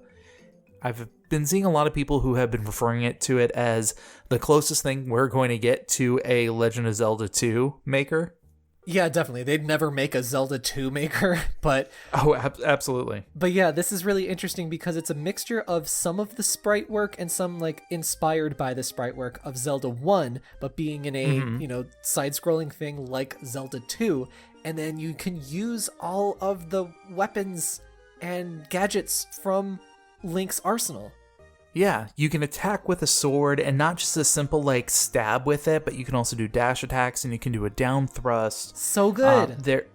There's a shield you can guard against that will guard against projectiles and also, like, thwomps and other things. It totally changes the game. Like, it's a totally different game now. 100%. They even give you, like, his tool set of, like, bows and arrows and bombs that you can throw in there. Like, I did not see this coming out of anywhere. I'm so pleased with this. I want to buy the game now.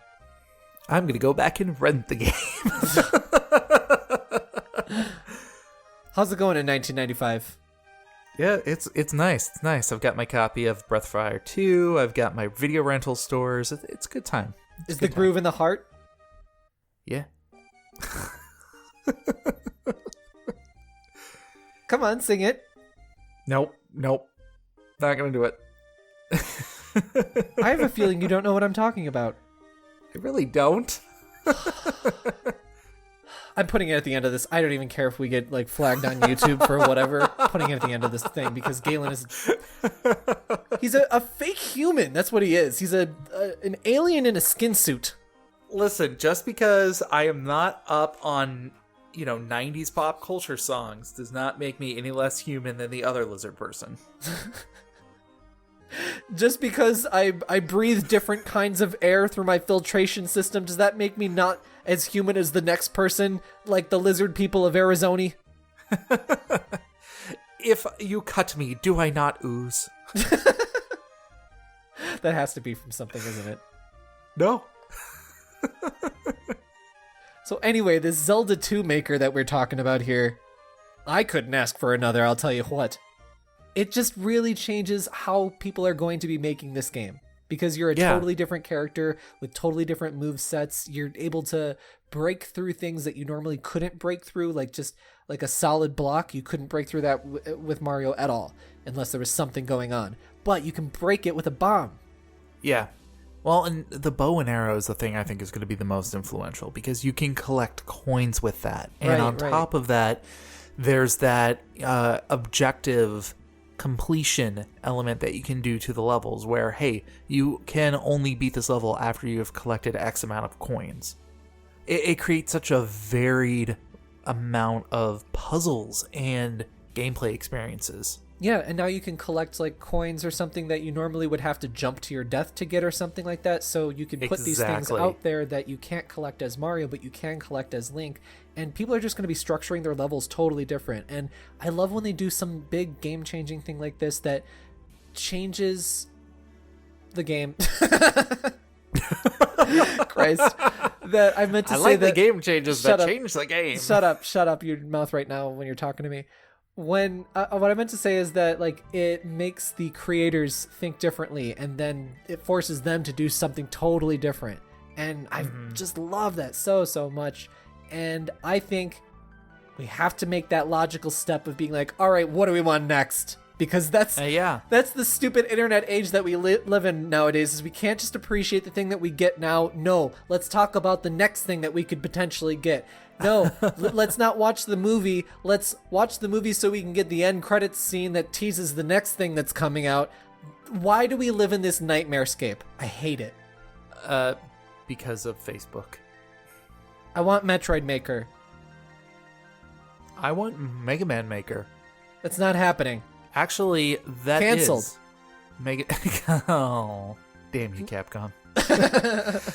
Actually, fun story. There is a fan-generated project called Mega Man Maker. And well, yeah. Like, there's a fan-generated project called Mother 4. It was coming out real soon in 2014 or whenever it was supposed to come out. There's everything there. But I mean, like, in this game, what are we gonna get? I think Mega Man Maker would be a fun one. We've seen but that that's Capcom. kind of collaboration. Yeah, but you've seen that kind of collaboration before. Yeah, but Capcom's weird about their properties. Like, real weird. Like, weirder than Nintendo. Not when it comes to Mega Man. They'll put him anywhere. As long as it's not his own game. As long as it's not an actual game. Oh, I made myself sad. Oh, God, no. Can't have that. Give me Mega Man Legends 3 and a new battle network. I'm sorry, those words, I don't understand what you're saying. Did you say you want a new collection? A collection of games? Is that what you're saying? No, give me something new. No, intervention. Capcom, you want a new collection, okay.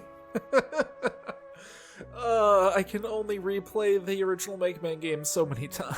So, Metroid Maker would be awesome. You could be Samus. You kind of have some similar abilities to Link, so there's not a whole lot of programming that's extra that has to be done there. Like, you've already done some of the programming, basically. I do feel like you would struggle doing a Metroidvania-esque style in a Mario Maker game. Like, it's possible, No way, they've totally done it. Yeah, but having to, like, get different upgrades with the Samus sprite, like, I will challenge you with another one that I just thought of. Kid Icarus. Yeah, but, I mean, the 2D Metroid genre has lived on. The 2D Kid Icarus genre has not lived on. I think they did make, like, a 3D port of it for the 3DS, or, you know, not them, but who did? M2 or something like that. Yeah. Kirby. You do a Kirby. Yeah. Just suck up a Goomba and get Goomba powers. Now that I think about it, though, the NES Kirby didn't have the copy ability. It wasn't until Super Nintendo, right? Nope, you are wrong. Oh, okay. This is a disaster. Your opinions are a disaster. Ugh, the show is a disaster. Oh, truer words never spoken. Yes. So what if, though, they were like, okay, so the NES one is Zelda. What is the SNES one? Is that Kirby? And then they move on to, like, okay, the Super Mario Bros. 3 one. What is that now? You know, because each of these powers could work in just that one thing. That is a really interesting point, and something that I would very much like to see. Anytime they've brought characters from another franchise into the Mario Maker game, it's always just been on the original version. Yeah. Make one for each version. Yeah. Like, I would love to see something from the Super Nintendo era. Yeah. That could be Kirby. That could be Samus with Metroid. Oh god, so many potentials. Yeah. No, I believe that. You believe that there are potentials? Yes. Are you Die over there? What is Die? I would say put Mega Man into Mario 3, put Samus into Super Mario. Yeah. Or add in a completely new type. Go Super Mario 2. Yeah, everybody's been clamoring for that. Yeah. With taste. Mm. Pew, pew, shots fired. Arrows fired. Fire arrows fired. Bombs fired. Bomb arrows fired. Choo-choo's fired? You've gone too far. Or not far enough. Okay, bye. Shut! And very lastly, very briefly, we're going to be saying that there's the Tokyo Mirage Sessions videos that came out this week with a little bit of highlighting the battle and the overview of the world and the setting. And it's super exciting. I freaking love this game on the Wii U. Can't wait to buy it day one on the Switch and then probably play it on my channel, which is going to be LP Poison. Nobody's going to watch it. It's going to be great. I can't wait. So check out on NintendoEverything.com. We have a few videos on there. We've got like 10 minutes of the Switch footage of Tokyo Mirage Sessions on there as well. And they show off the new sessions that they have for the new character. Well, not new characters, but, new additions to the session battles. And it just gets me so hyped for this game. I can't wait. We're going to talk about it way more later on this year. This game's going to dance its way right into my heart. It better. If you don't buy this game, I will literally punch you in the heart. Bring it? I mean, you have punched me before. It's recorded even. Yeah.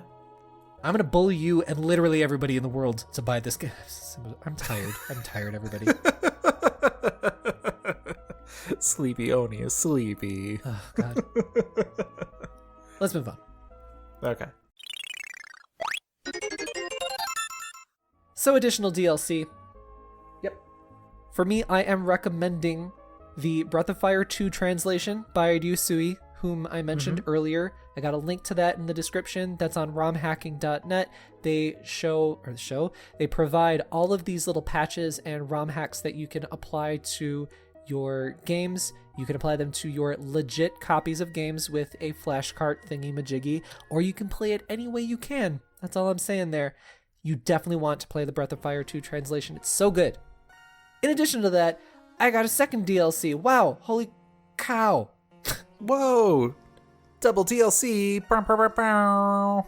Bow, bow, bow, bow, bow. Okay. Well, it sounded like Final Fantasy at first, so I had to do it. Oh, that would make sense. I mean, it was off, but that's because you're terrible. Yeah. I wonder if you can play the Final Fantasy victory theme on air horns.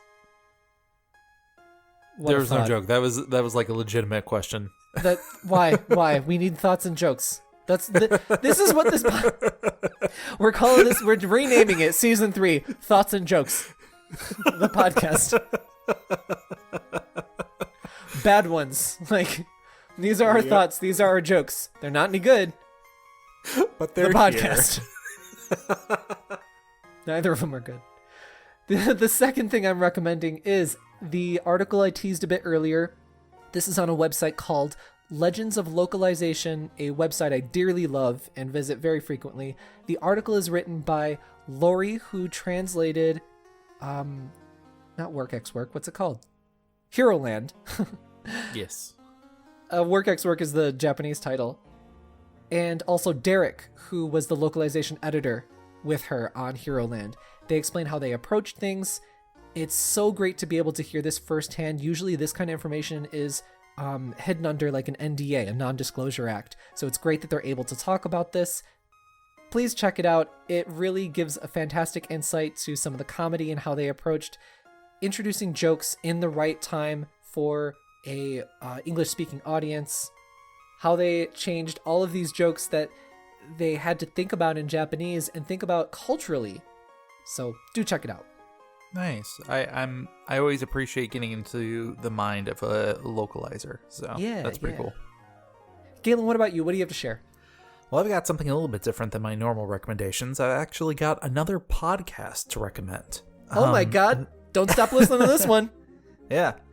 This is Don't trade up, everybody. Podcast. Keep your expectations very low.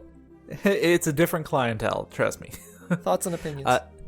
This is a improvisational comedy podcast called Hello from the Magic Tavern. I love the synopsis of this. It follows Arnie, who is a podcaster from Chicago, who fell through a magical dimensional portal into the magic land called Foon. Somehow, he still receives a Wi-Fi signal, and having his podcasting equipment with him, he interviews patrons and passerbys from the local tavern called the Vermilion Minotaur, interviewing monsters, wizards, and adventurers. And it is bizarre, it is quirky, and I love every single minute of it. It's a lot of fun to listen to. That's a great synopsis. Oh, thank you. The episodes are about 30 to 60 minutes long, and he's been doing the series for a while. Like, I think he started back in 2015, so he's got over 200 episodes out. He puts one out pretty consistently, like every week. So, yeah, give it a try. If you like the first couple of episodes, I mean, I definitely enjoyed it what I was listening to. Great. 30 to 60 minutes, though. Lightweight. And now let's move on to our... what kind of segment? Hang on, I gotta tune the bass right here. Boom, boom, boom, boom, boom, boom, boom, boom, boom, boom, boom, boom, boom. Stop it. Listen to mail. Boom, boom, boom, boom, boom, boom, boom, boom. Listen to mail. Boom, boom, boom, boom, boom, boom, boom. Listen to mail. 3 is too many always. 2 is enough. Also, I didn't introduce it. It's the stretchiest segment. We have an electronic box. Stop it. We have a box that is electronic, and you can put things in that box. Things you write. Electronic. Galen, I'm being serious. What's wrong, Galen? Excuse me, Galen. I'm starting to lose it. Go ahead. It's late.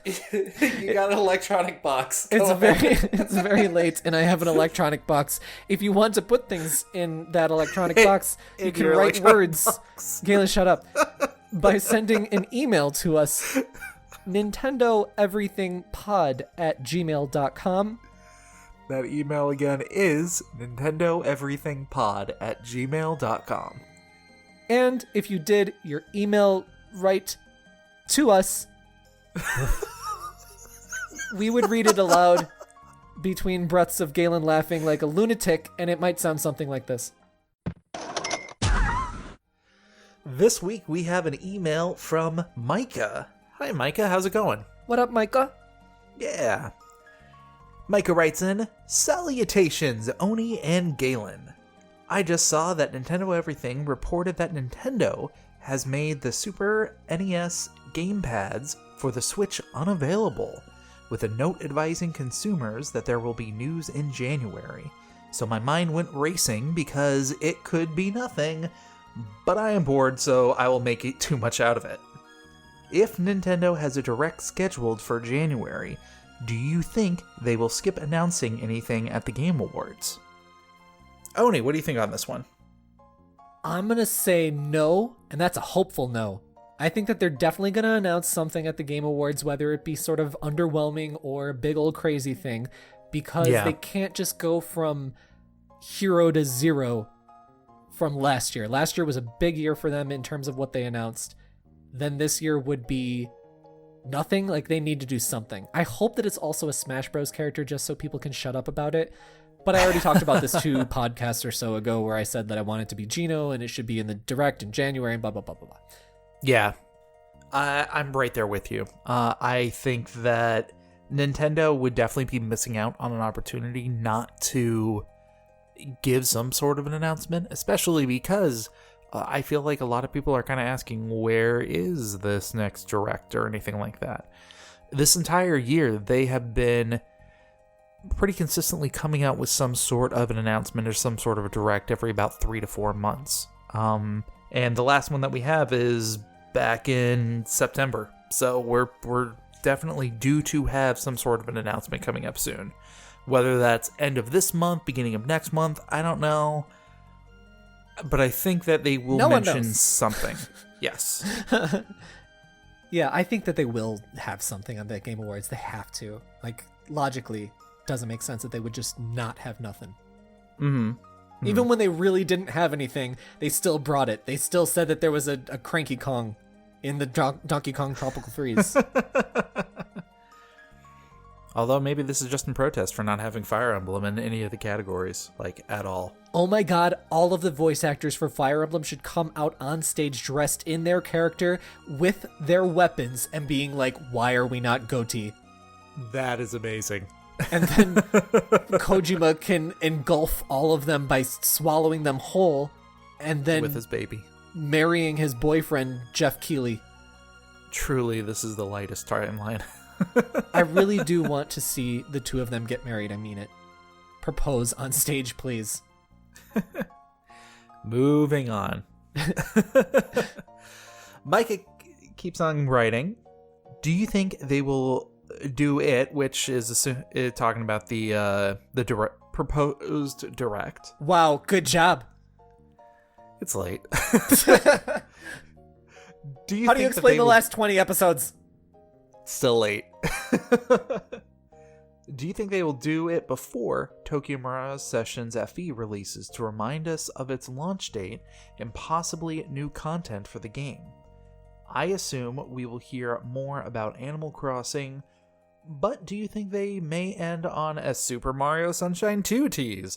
Would you rather have a sequel or a remake? Whoa. So let's break that down.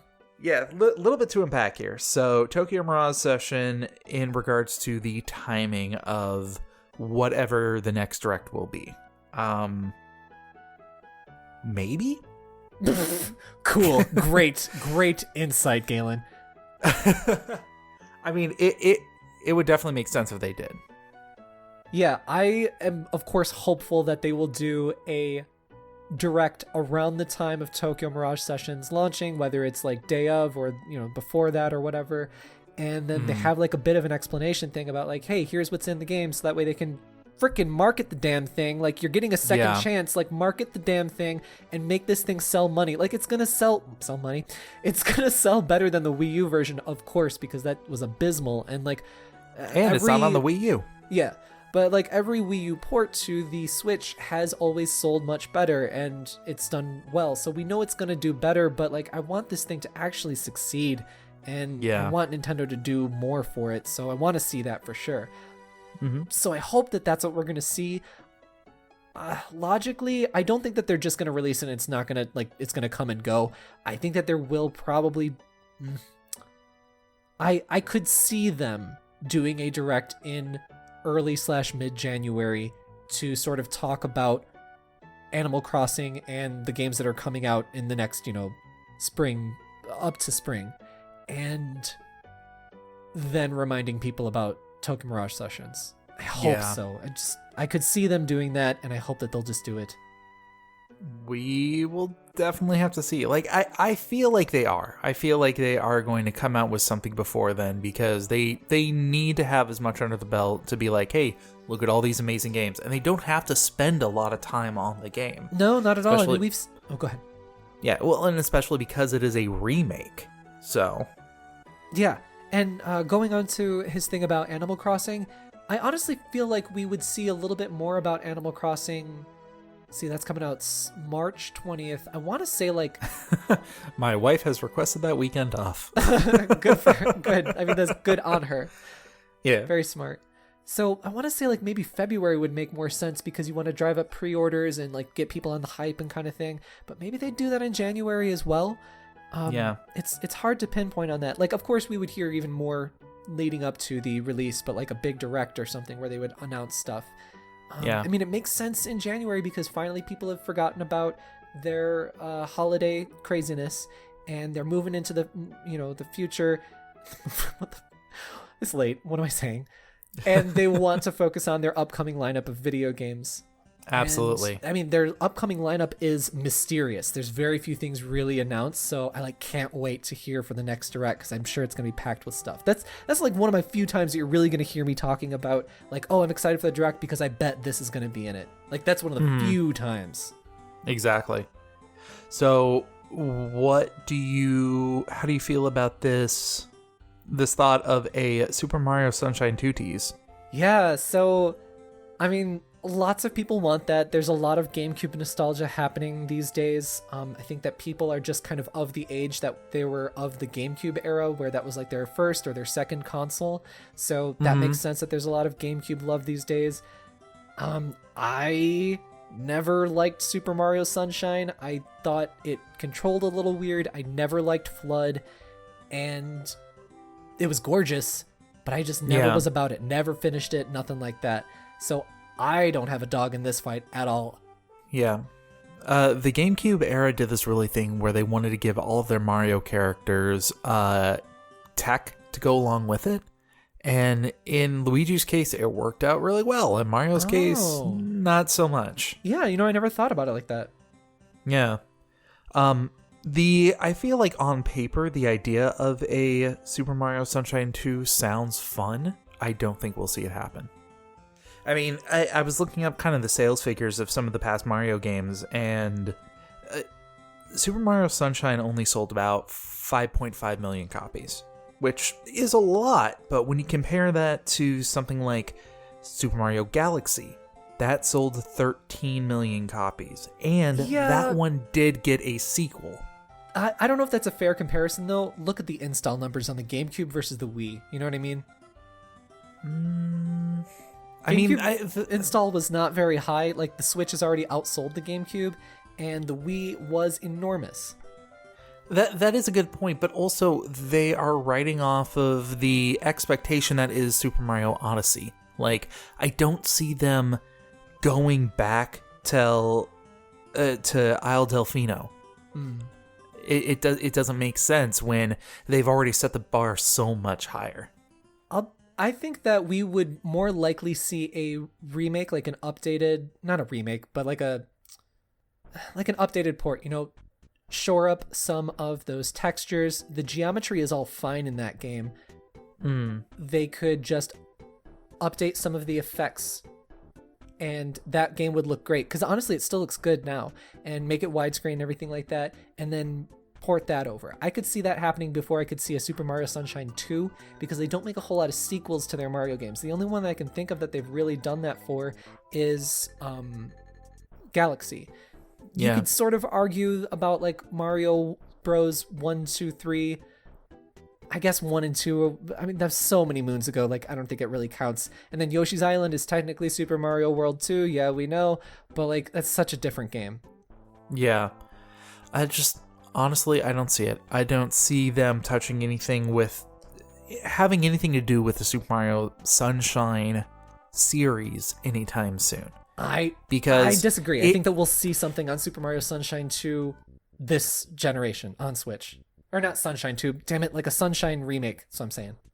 Honestly, I don't think so, because if you're trying to go for something that's going to be a technical demonstration, like, hey, look at these updated physics of wiping away all of the paint off of everywhere. There are other games that they already have that kind of demonstrate that technical prowess. And they've already dipped into the Mario franchise pool with a lot of success. I hope that was intended, but it wasn't. And I also want to ask, like, other than some very rare games, like, what GameCube games have we actually seen remakes of? Yeah, we haven't really, and that's why I think that, like, going forward, they probably will. They'll do updated ports or whatever you want to call them. They're not going to be full-on remakes because the geometry and textures and whatnot, all of that is kind of within the modern realm that it can be updated. But on that same vein, like, we also haven't seen very many remakes of N64 games. So are we going to like jump over all of the potential that remaking N64 games are having and go straight to remaking GameCube games as far as like capitalizing on that nostalgia? It doesn't have to go in, it doesn't have to go chronologically. I think that we would see a full-on remake of Super Mario 64, technically a remake, I guess, because it would have to be like a new engine, new blah, blah, blah, and then just do the same stages over. I don't know, now that I'm talking about it, that sounds like it's not going to happen. I think that would happen before a Super Mario Sunshine 2. Yeah. I am standing by my belief that while it was a kind of a fun game for some people, I do not think Sunshine was profitable enough to warrant successors, be it a remake or a... It's Mario, but it's a 3D Mario, so I don't think that that's going to hold it back, the original sales numbers. You know what I mean? Like, look at the original sales numbers of Wii U games. I mean, that's entirely true, but also looking at Mario, what remakes of Mario games have we seen? We've seen one port of Mario 64 over into the Nintendo 3DS. Yeah, I'd argue that was like a remake, though. You know what I mean? That the physics were different. There was so much added to it. Yeah, even if that's the case, and there definitely was a lot that was actually added to that one. Mm-hmm. Like, we haven't seen them do anything else or even hint towards anything else since then. It's always been, here's Mario in a new environment. We want to introduce him to this particular gaming element. Yeah. Granted, they've always been platformers or 3D platformers or adventure titles, but they've been doing tweaks on that genre. Mm-hmm. Yeah. Well, we will be talking about this more in the near future. In the beginning of January, we're going to have a predictions video for the year of 2020. So we will be talking about this more. Sounds good. Going back to the email, however, Micah continues to write, while we are talking about remakes, I think it would be wild if Nintendo released Super NES demakes of 64 and GameCube games. Totally agree. On the Nintendo Switch Online, Super Nintendo service. If that ever happened, which demakes would you want to see? I love this idea. I feel like people don't talk about demakes enough. I'm so glad that you brought this up. I have several that I would love to see. I don't think it's ever going to really happen. I don't think Nintendo would embrace this, but... No, I'm right there with you, but I think we're in the territory of what would be fun to see. Yeah.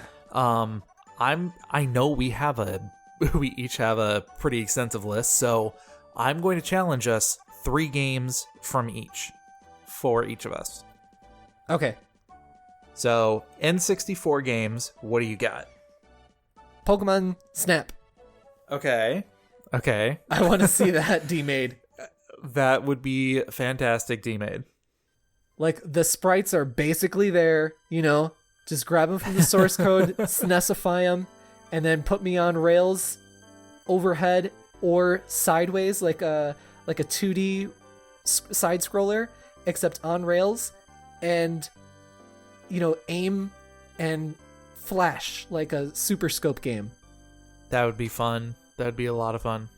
And then afterwards you get to look through your pictures and you get to sort through them and all that stuff. That'd be great. Okay, go on, you. All right.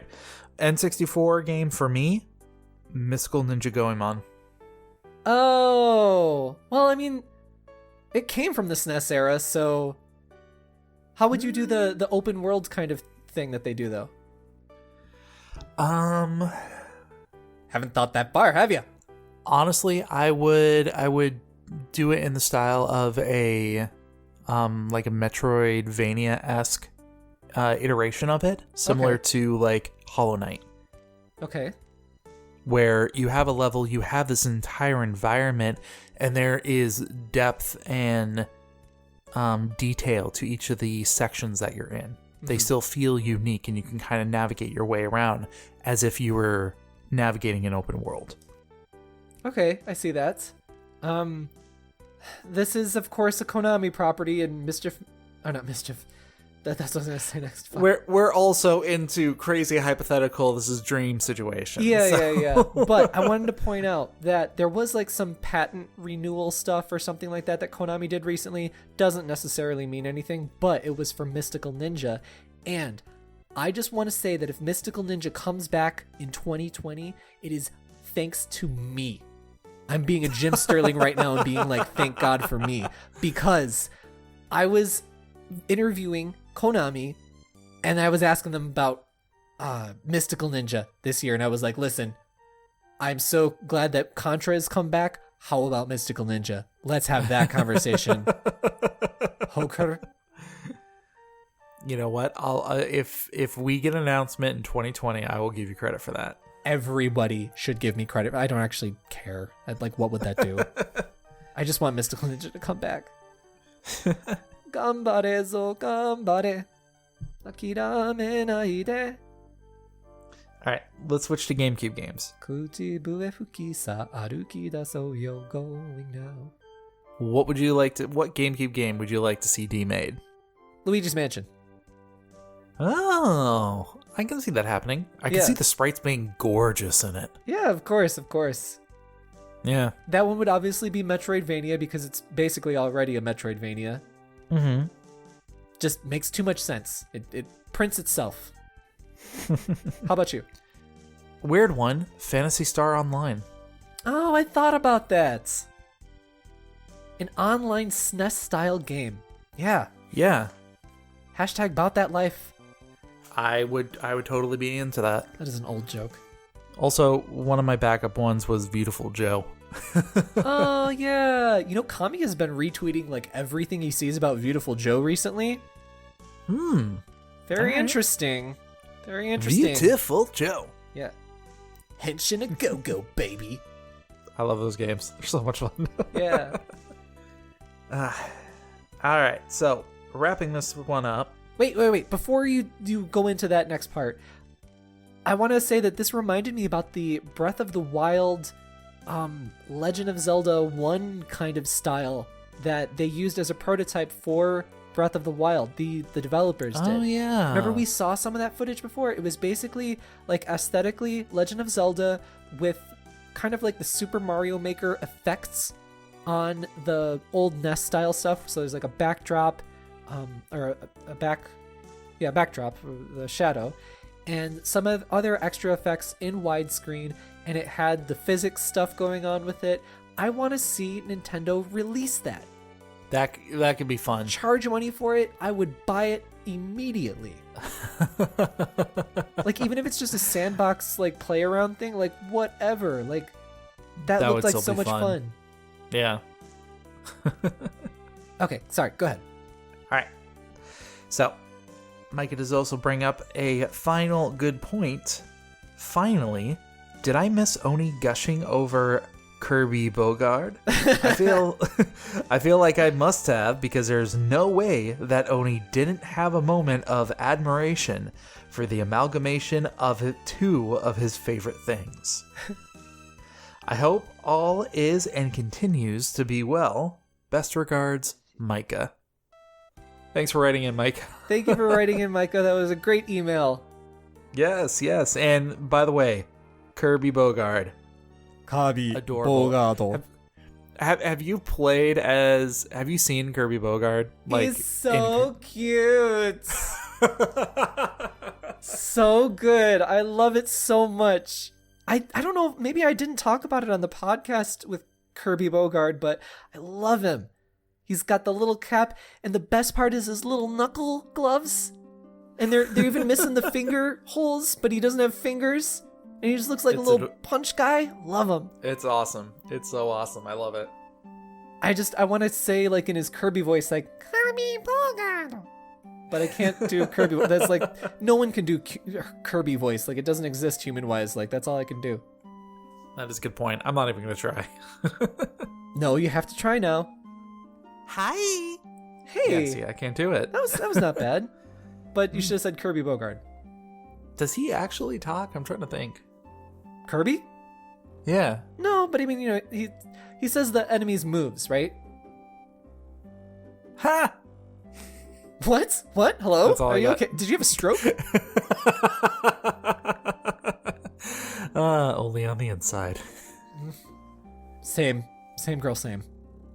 But thankfully, we have things like Kirby Bogard in this world that can just fill us with joy. Oh my god, It is our legacy.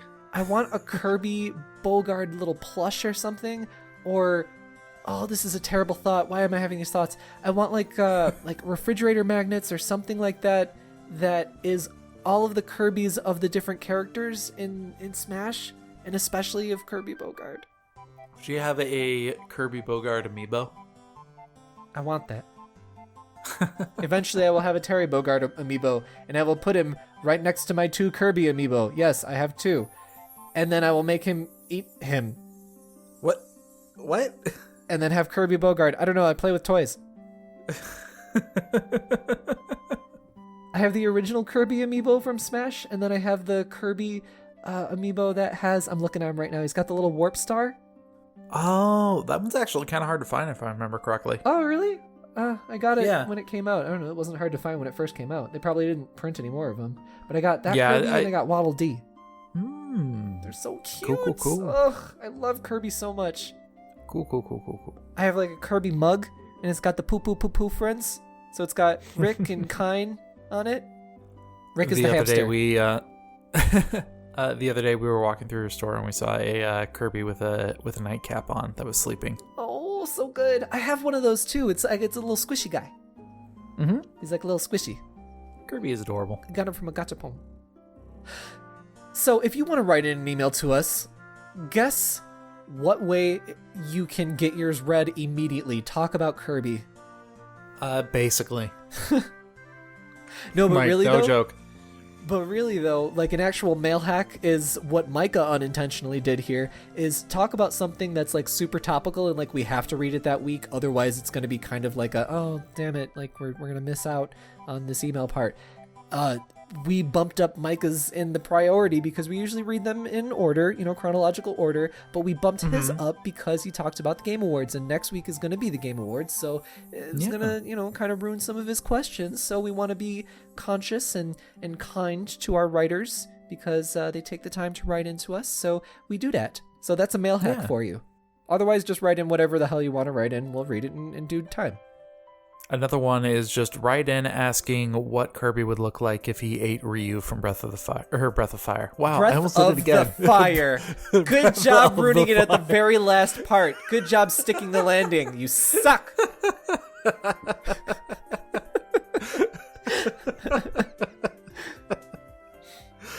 Oh, it's late. I would love a Kirby Ryu amiibo, and not the Ryu from Street Fighter. That other Capcom property. Wow. Screwed it up at the end, too. Way of screwing it up right at the end. Sorry? You want to repeat that sentence because you didn't even say that one a good. Actually, I'm just thinking of Kirby with, like, Ryu's hair. Yeah. Like the blue hair. I just want a Kirby version of everybody. So write into us. Write into us some of those quick-fire questions. I want to get better at those. Yeah. Nintendo Everything Pod at gmail.com. That email one more time is Nintendo Everything Pod at gmail.com. Don't call it a poop toot. I get that reference. Watch my Let's Play of Shantae where I played one person alone. It's maybe bad, but the poop toot part was pretty good. You gotta watch the first 27 minutes of that freaking episode to get to it. I don't know. That game is beautifully animated, by the way. I love Shantae. So beautiful, right? It's so gorgeous to look at. Yeah. So what's coming up, what's coming out on NintendoEverything.com. We have an interview that I thought was coming out last week, but I don't think it did. It's now coming out. Darksiders Genesis developers talking to me earlier in the year. They're talking about the game coming out on Switch. Check that out on NintendoEverything.com. We got other stuff coming up, especially Game Awards coverage. Stay connected to us on Twitter at NinEverything. And also the YouTube, youtube.com/NinEverything. We got videos of Heroland up in there. And Tokyo Mirage Sessions. Got more stuff coming too. And then keep in touch with me. Personally, me, Oni Dino, at Oni_Dino on Twitter. Talk to me about video games there. I'm sharing my pictures and my junk from Switch on there. Probably going to be more Astral Chain later. I don't know, get the drop on the podcast earlier in the week and guess what we're going to be talking about by seeing what I post on my Twitter, I guess. And then see my adorable cat boo on my Instagram, Oni__Dino for the Instagram. And then I'd be playing the video games on the YouTubes, youtube.com, I don't know, whatever. Game Married, Gayme, Married. I'm playing solo Shantae, Half Genie Hero right now. Cliff and I are going to play Luigi's Mansion 3 very soon. So stay tuned for all of that. Galen, what about you? Well, like I said before, you can find me on Twitter at Mobius087, and you can see pictures of my life and my pets on Instagram at true_Mobius. My life, my pets, my life, my way, says Galen. Hey. I feel like you quoted something there, but I have no idea what it was. No, not at all. I'm insane. I'm literally insane. I believe it. You know how you can not make me insane, make me live one more day longer in this hellscape? Is leave us an iTunes review. We love that. It is actually our nourishment. We do, need it in order to survive. And I'm so hungry. I don't know why I said that voice. I'm sorry. I am legitimately hungry, though, so do leave me an iTunes review. I don't want to make it weird, but when you said it, it was a little sultry, and I'm a little freaked out. Oh, well, I guess if you're going to listen to this podcast for a good 2 hours, you might as well get something sultry at the end. Well, there you go. Wait, what? I don't know. And you're also going to get this music, okay, for everything Nintendo. Stay tuned to Nintendo Everything. Bye. Please.